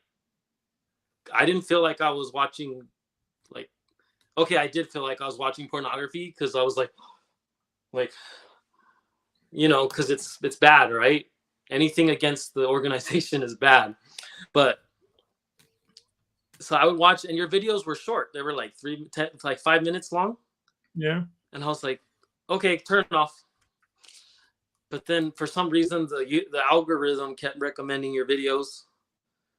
And so maybe like 3 months later, oh, there's your video. And I didn't know who you were or anything at that time. You're just some random video. But one day I stumbled across an ex Jehovah's Witness forum, and they were talking about PMOs, and I didn't know what a PMO was. I was like, "What's a PMO?" And then so I typed in Google, "What is a PMO?" And then your video popped up, and and you explained what a PMO is, and I was like, "Oh, that's how I feel." But Um, that's how I feel. And Physically so, in, mentally out. yeah. But you were disfellowshipped at the time. Just to make things more clear, so this happened. So the PMO experience happened while I was a Jehovah's Witness. Okay. Because I Googled it and I felt I was like, hey, that's how I feel, but I wasn't disfellowshipped yet. But then months later, I kept finding your video, like a couple of your videos. Like I Googled because the elders weren't giving me any answers and I was left in the dark. Like, when can I get reinstated, or how do I get reinstated? I typed in how do I get reinstated, and your video popped up talking about like or something like that. God have given me the power to reinstate anyone into the Jehovah Witnesses. So leave a comment and I'll reinstate you. Well, anyway, I would say I was questioning for many years. I just didn't realize it.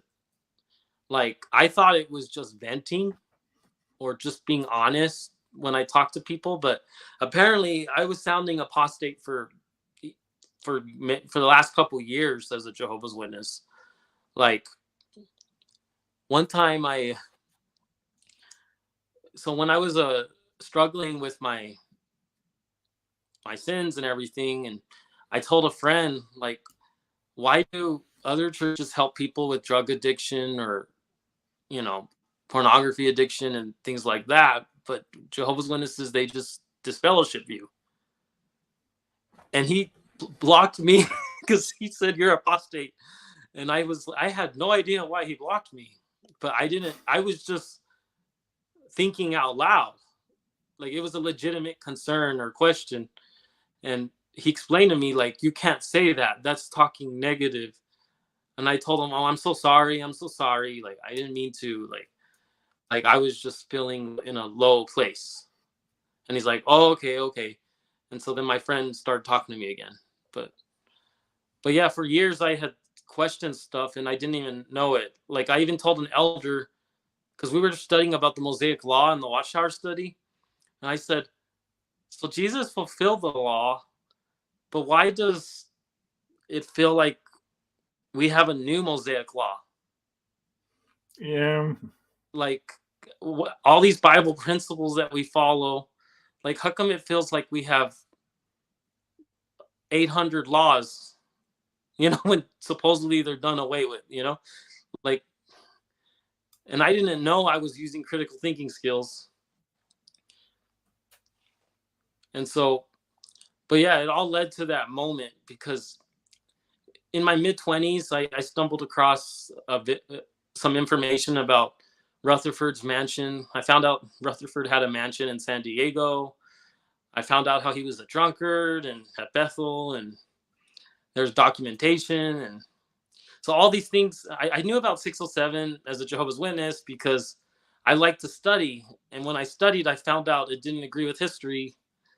But so all these things that I had studied in the past, but I ignored them, they came back to me.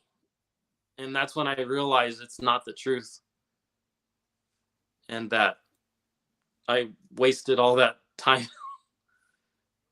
And so I apologized to my mom for shunning her. And I told my mom, I'm sorry. What happened when you did that? Well, she was happy, because she was wronged. And but the thing is, she did get reinstated because that's the only way to talk to your kids. But yeah, she did get reinstated, but before I got disfellowshipped. But once I had to tell her that now it's my turn to be disfellowshipped, that's when I could understand how she felt. And that's when I realized that I was wrong and that I shouldn't have done that to her. And so now I had to, make it up to her and be the best son I can be. But and she told me that she won't shun me, because I'm being disfellowshipped. So it helped me learn to see what unconditional love is. Yeah. It's also a sad thing that as a witness, I was PIMO for 14 years, and it was a long process. But basically, you get used to this, that as long as the injustice happened to other people, I still can make up excuses for the behavior of my religion. So when it starts happening closer and closer to me, that's when you actually start saying this is wrong. That is one of the things I have most shame of, that I was okay with shunning as long as it happened to other people. I would break the rules. I would talk to them because I thought I was a nice person. But basically, I didn't really disagree with shunning. I would just break the rules. But Yeah. when it happened to me, then I realized how evil it is. So I'm not proud of that. But I guess we experienced kind of the same. Yeah, it took us a long time. Yeah, we need to get our own butts spanked before we understand that Yeah. spanking is wrong. And even after, I still had to research to unlearn to to learn if Jehovah's Witnesses have the truth still. I had They to. don't. I know, It's but I just had to they call it research. the I had to truth research. because it's impossible. You can't have the truth, then change it. You know, if you ask a Jehovah Witness, I came to the truth in 1950. Then we changed the doctrine in 1960. We changed the doctrine in 1970. We changed the doctrine in 1980. We changed it in 1990. We changed it in 2000, 2010, 2020. And we changed it in January 2023. Okay, how long have you been in the truth? 70 years. They would still say that being in the truth for 70 years, it's not possible. If you were in the truth, if you ask a Jehovah Witnesses, how long have you been in the truth? They would pick up a calendar and say, when's the last time we got new light? Oh, I've been in the truth since last JW broadcasting. If it were the truth and they really believed it, they would be so honest, they would actually refer to the last broadcasting as when they came to the truth. Yeah, because it's always new Yeah, truth. because they admit it. I asked my father about this. Did you have the truth before 1975? He said yes. Were you wrong? And he said yes. But did you have the truth? Yes, we had the truth. And if people are honest, they will understand this. So the problem is not him lying about 1975. The problem is that people are not honest. They're not honest-hearted. Yeah. Sorry, that was a digression. I'm a little bit angry at my parents today. So, Yeah. but you I'm. found back to your house your relationship with your father Uh, because he still yeah. believe in the mythology. I think it could be better. So I ended up getting reinstated even after all that, just to get my family back. And then now they talk to me, but so now they talk to me just because it's on paper that I'm reinstated. I mean, that doesn't make any sense, but if you're a Jehovah's Witness or ever been a Jehovah's Witness, you understand the legalism that is in that religion. So I still have a relationship with my family. They know I don't do anything with it, but I think it's like it was like the only thing we have in common, almost. When that the religion, and you have to try to find things that are something else to have in common. And when I was a Jehovah's Witness, like that's all I had in common with people. It seemed like that's all we would talk about. Like, oh, how was your meeting? What did you do this week? Oh, how's it going in service? Who's your circuit overseer? Like that's all we would talk about. But now that I'm not a Jehovah's Witness, I have to find things. I find other things to talk about that have nothing to do with the subjects, with that subject, and it's great. Hmm. And I when I describe this to worldly people is what we call those that are not Jehovah Witnesses because they're from Satan's world. yeah, Uh, I think Mormons call them heathens. And so imagine if Christians there's a call them Jehovah heretics. filter, huh? And Christians call them heretics. No. Yeah, heretic. I mean, there's a Jehovah filter between our relationship. So I don't love my wife because I love my wife. I love my wife because she loves Jehovah and I love Jehovah. And she loves me because I love Jehovah and Jehovah. And what we have in common is something that benefits Watchtower and Jehovah. And so every relationship goes through a Jehovah filter. So when the Yeah. Jehovah filter is gone, the relationship doesn't work anymore. Yeah. My love for my mom increased once I took the Jehovah filter out Yeah, because, because it's just like some kind of malware that sucks energy out of your computer. and The with computer strangers analogy is too. very good for our brain because we have we the they say, oh, what you think about will manifest. Well, actually, it's a little bit true, because if you think about problems, you will see problems. If you think about happiness, you will see more happiness, because it's limited of space. So what you put in there is what will occupy that limited space. So when you allow this religion just to control all your relationship, I remember when I was a witness, I'm angry now. They would talk to my wife. How can you know if your husband loves you? Well, first, Christian, you should ask yourself, is he taking the lead in the spiritual welfare of Watchtower in this relationship? Oh, he's not doing that. Is he taking the lead in recruiting other people to the Watchtower?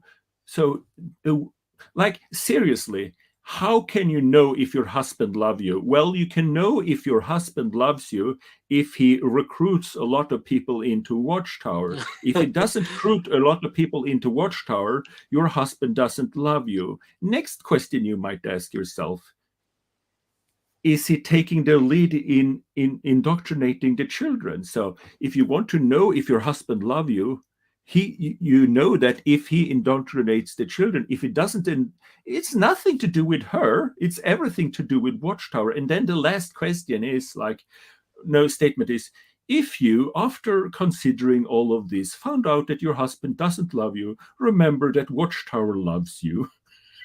Yeah. The governing body loves you. Yeah, sometimes I'm not a violent person, but sometimes I felt like punching a pillow or something. You get very frustrated with these Well, you go people. through phases, in stages of grief. Yeah, I went through the anger phase. Sometimes Yeah, it comes that's a out every good once one, in a as long while. as you don't commit any crime. Yeah, that would be bad. Yeah, I have to mention it since the Hamburg thing. Yeah. Uh, so obviously, I don't. That's a terrible, terrible, terrible thing what someone did, and Yeah.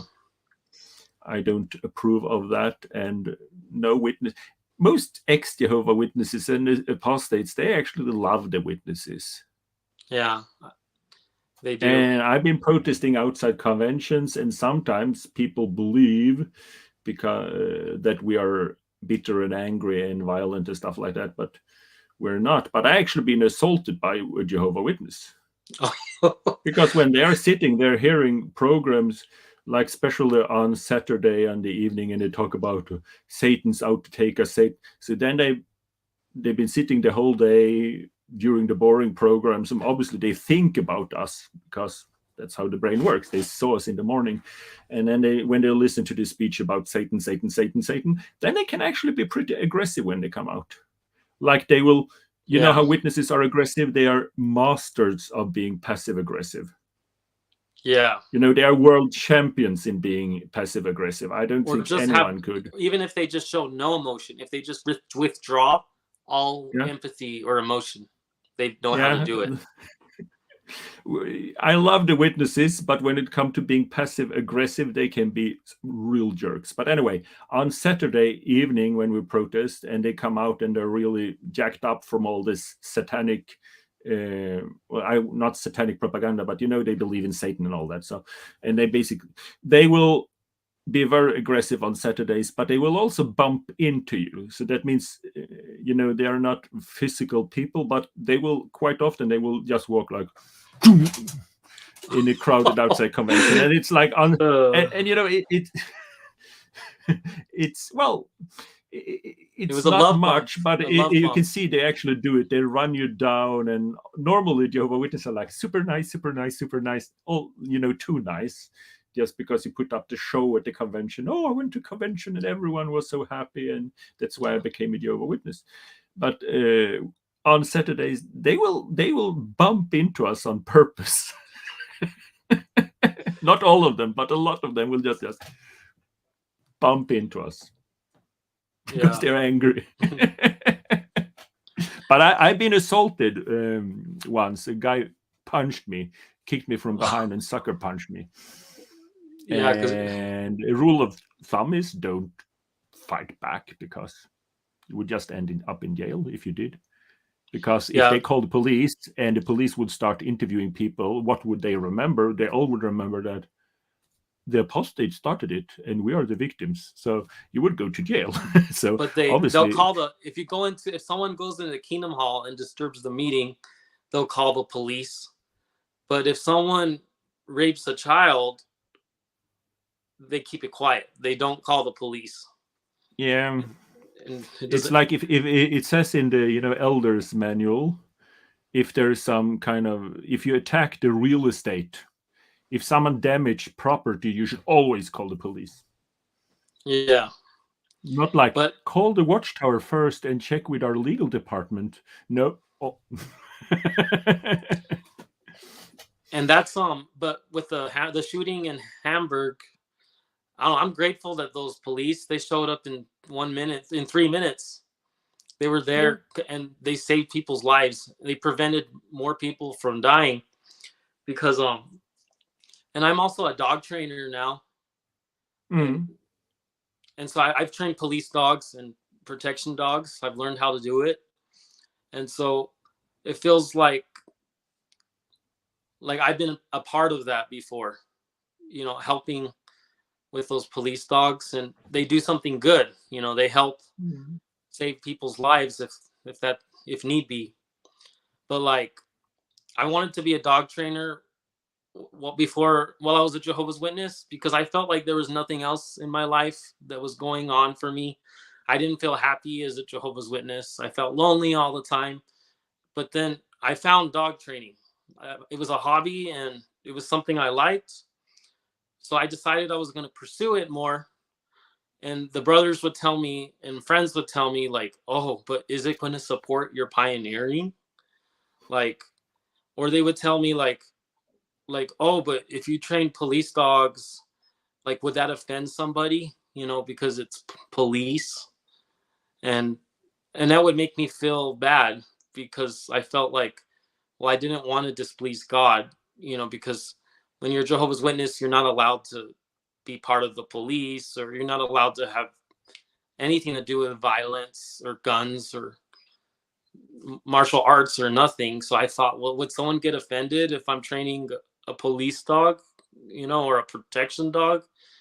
And so, but I literally had no mind, because it's like, if there's something I wanted to do, I would say, oh, well, I need to ask an elder first, or I need to check the watchtower and see if it says it's okay, to give me permission. And so that's how my life was as a Jehovah's Witness. And now I have my own free mind. I can make decisions for myself, and it feels great.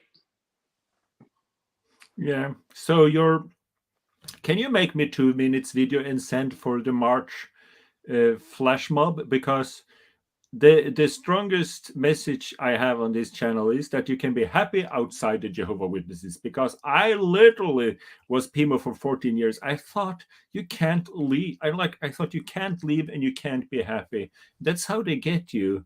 And you walk around thinking you can't be happy outside, and you have to swallow this pill every day of believing in this complicated system because that's the only way you're happy.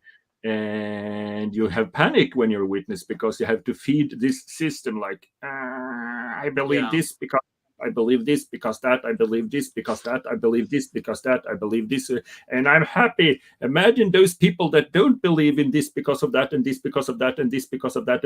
They must have had a terrible life. Can you imagine the stress if you don't believe this because of that, and this because of that? How stressful they must be, and they think they're happy, while we Yeah. know that we're happy people. When you get rid of that crazy stuff from your head, you can be happy. So I want now people to make a 2-minute video. Start with, my name is blah blah blah, and I give the copyright to Goat Like Personality, and send videos of what are my goals for the future, like what's my paradise. So can you make me a video this month? Only one nice sister send me a video. Could you make me one? And then you can show your YouTube channel with your dogs, and Yeah. basically show your dogs and say what's your goal and why Say you're we're happy. happy. Yeah, can you do that? Yeah. Yes. Now I got the cliffhanger. I could be on Hollywood soon, you know, I'm good at this.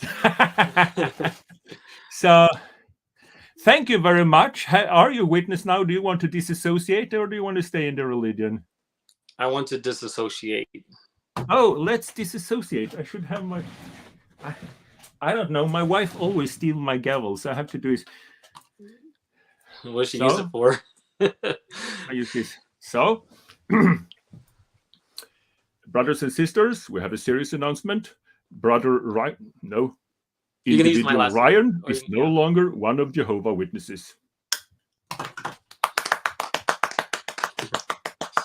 How does it feel? It feels so good. Like Is it the demons that make you feel good because they reward you for your sinning?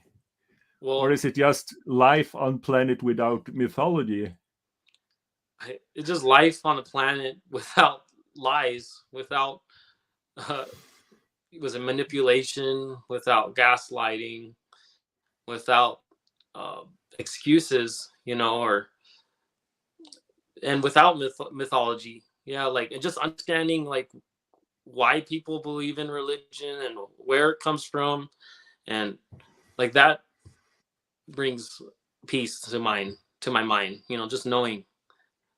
Imagine a rock in space spinning around, and there are monkeys living on that rock. That's very scared monkeys. It's super scared to be a monkey on a rock that's spinning around in the universe. So if someone tells you there's a big plan about all of this, then you feel safe. Yeah.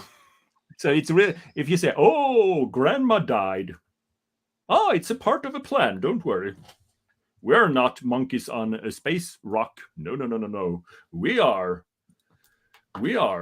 knowers of the divine plan. What Almighty Bob. Thank you, Governor.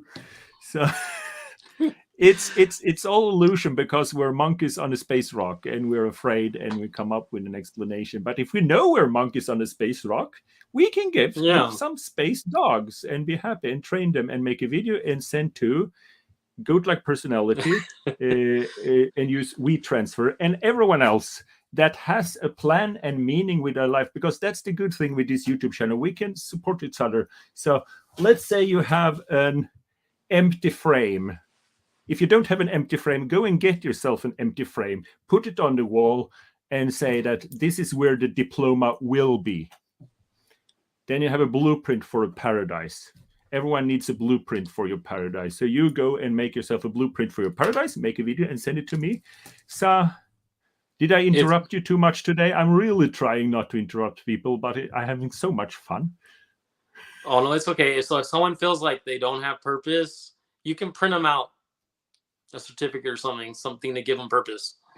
Yeah. Yeah. It's oh no, I got later. It's 000, and I've been out cleaning snow all day. But we hit 2 hours, and this was 2 fun hours, and I'm glad you. Too bad. Too bad I didn't have enough time to tell you about the crazy circuit overseer I had that made us give them back massages. No, I think I have time to hear that story. Please tell it. Okay, yeah. So this is like the first time I start questioning Holy Spirit, you know, besides the Gracie family thing. But So we had the circuit overseer, and I always wanted to be a ministerial servant, but I had such a bad problem, and I couldn't stop masturbating, and I felt like a bad person. I felt like I was a failure to God, and so the circuit overseer comes, and he I had was the same problem, but I used at least stop while the circus overseer was in the room. I oh well, anyway, so I didn't feel like a good brother, and he but I thought I was bad when I saw his behavior, the circuit overseers. I was like, how could there be Holy Spirit? Because he would like misuse his authority. Like he would on the stage, he would tell people that, oh, this is what I want to eat. You have to feed me this. I want vinaigrette. I don't want ranch. And he would say like, I don't know why Mexicans only believe in ranch. And I was in the Spanish congregation, and then he would say things like, oh That's yeah, inappropriate. yeah. And then when it was time for hospitality, he would make the brothers and sisters give him a back massage. And he would say like, oh, if you want to be ministerial servant, you need to give me a back massage. That's also very inappropriate. Yeah. For more than one reason. And then he made me delete my Facebook because he said, if you want to be ministerial servant, you can't have Facebook. I told him how my mom was trying to reach out to me, and it's been really hard because I know I'm not supposed to talk to her because she's disfellowshipped, but she keeps calling me. And he said, let me see your phone. And he takes my phone, he goes to her contact and puts block. And I was like, that is wrong. Like, I felt it rubbed me the wrong way really bad.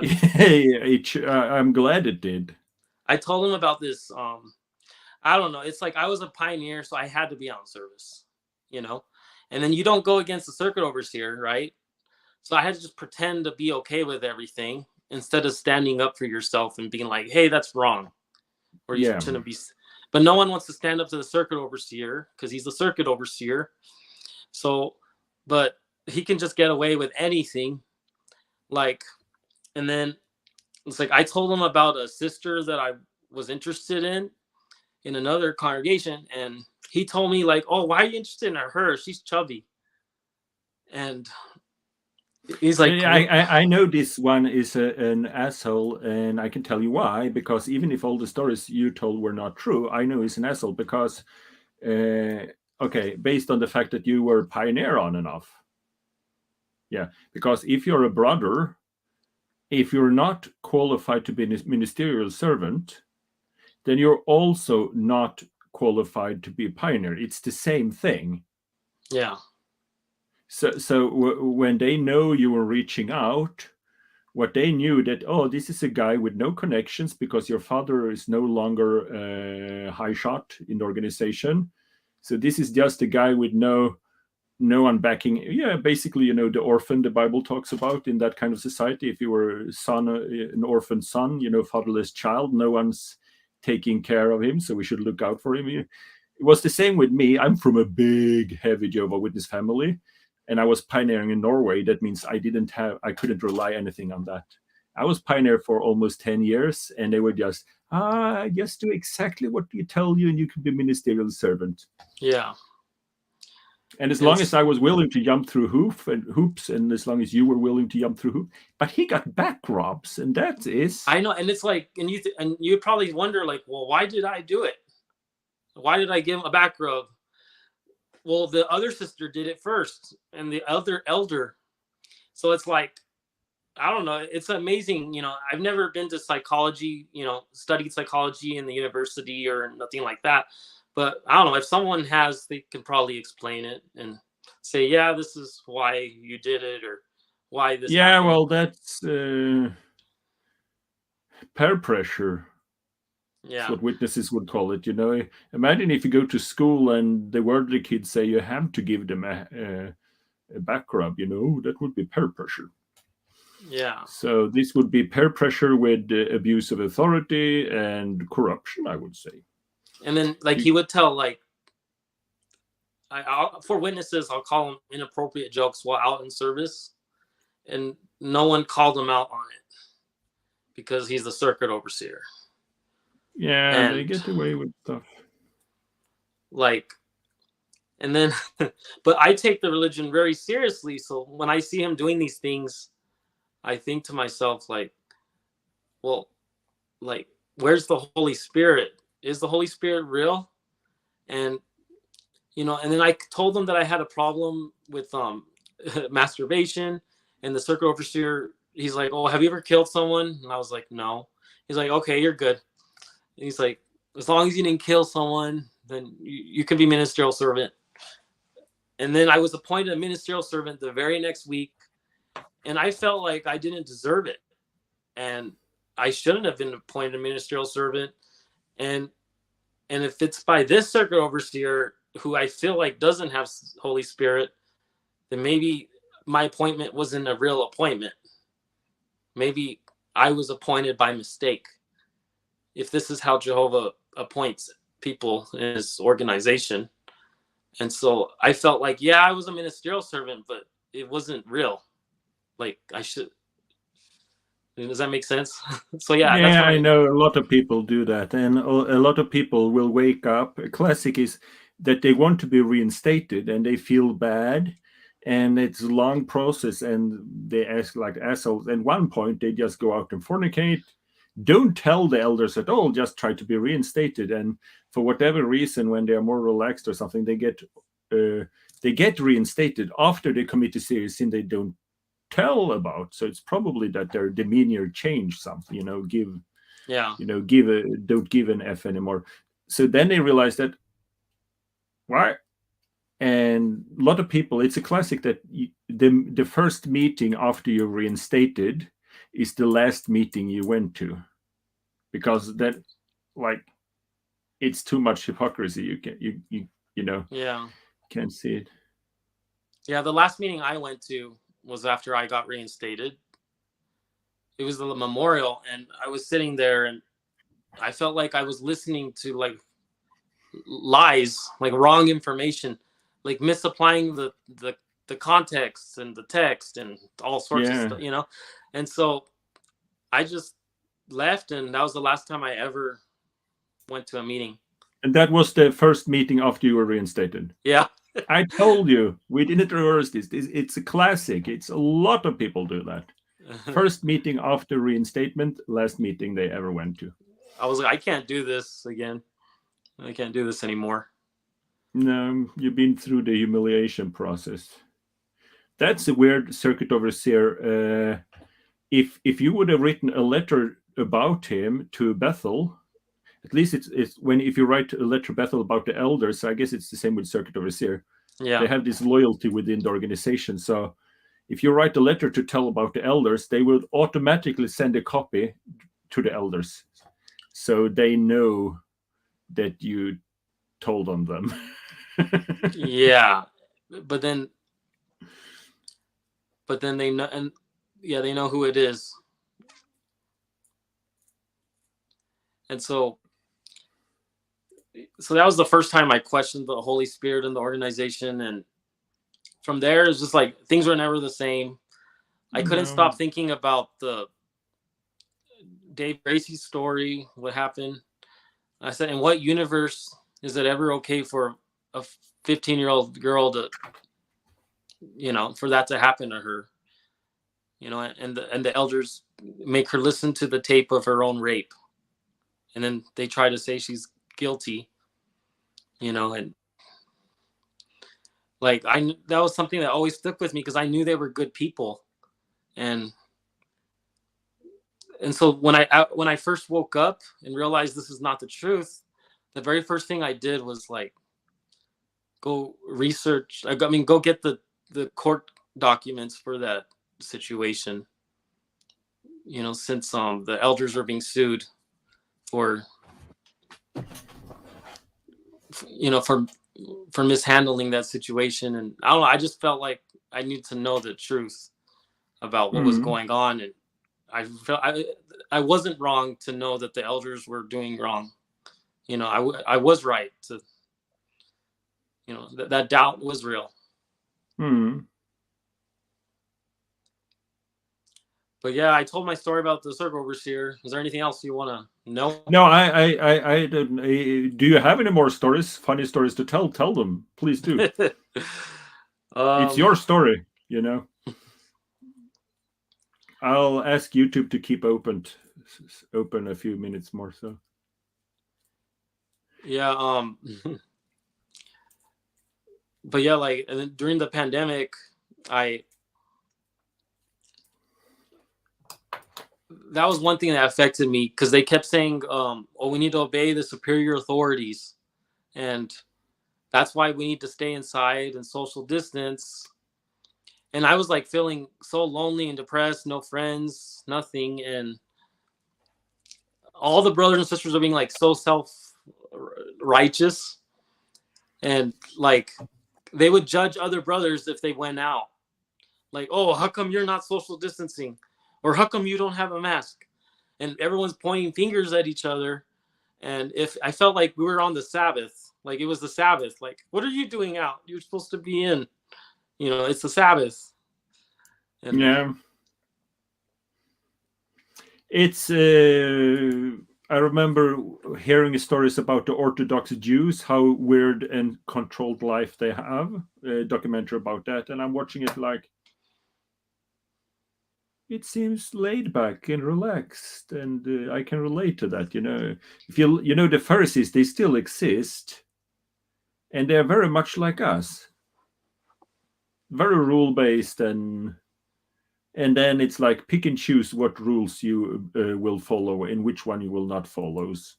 So yeah, with Watchtower latch on to one thing like blood, super important.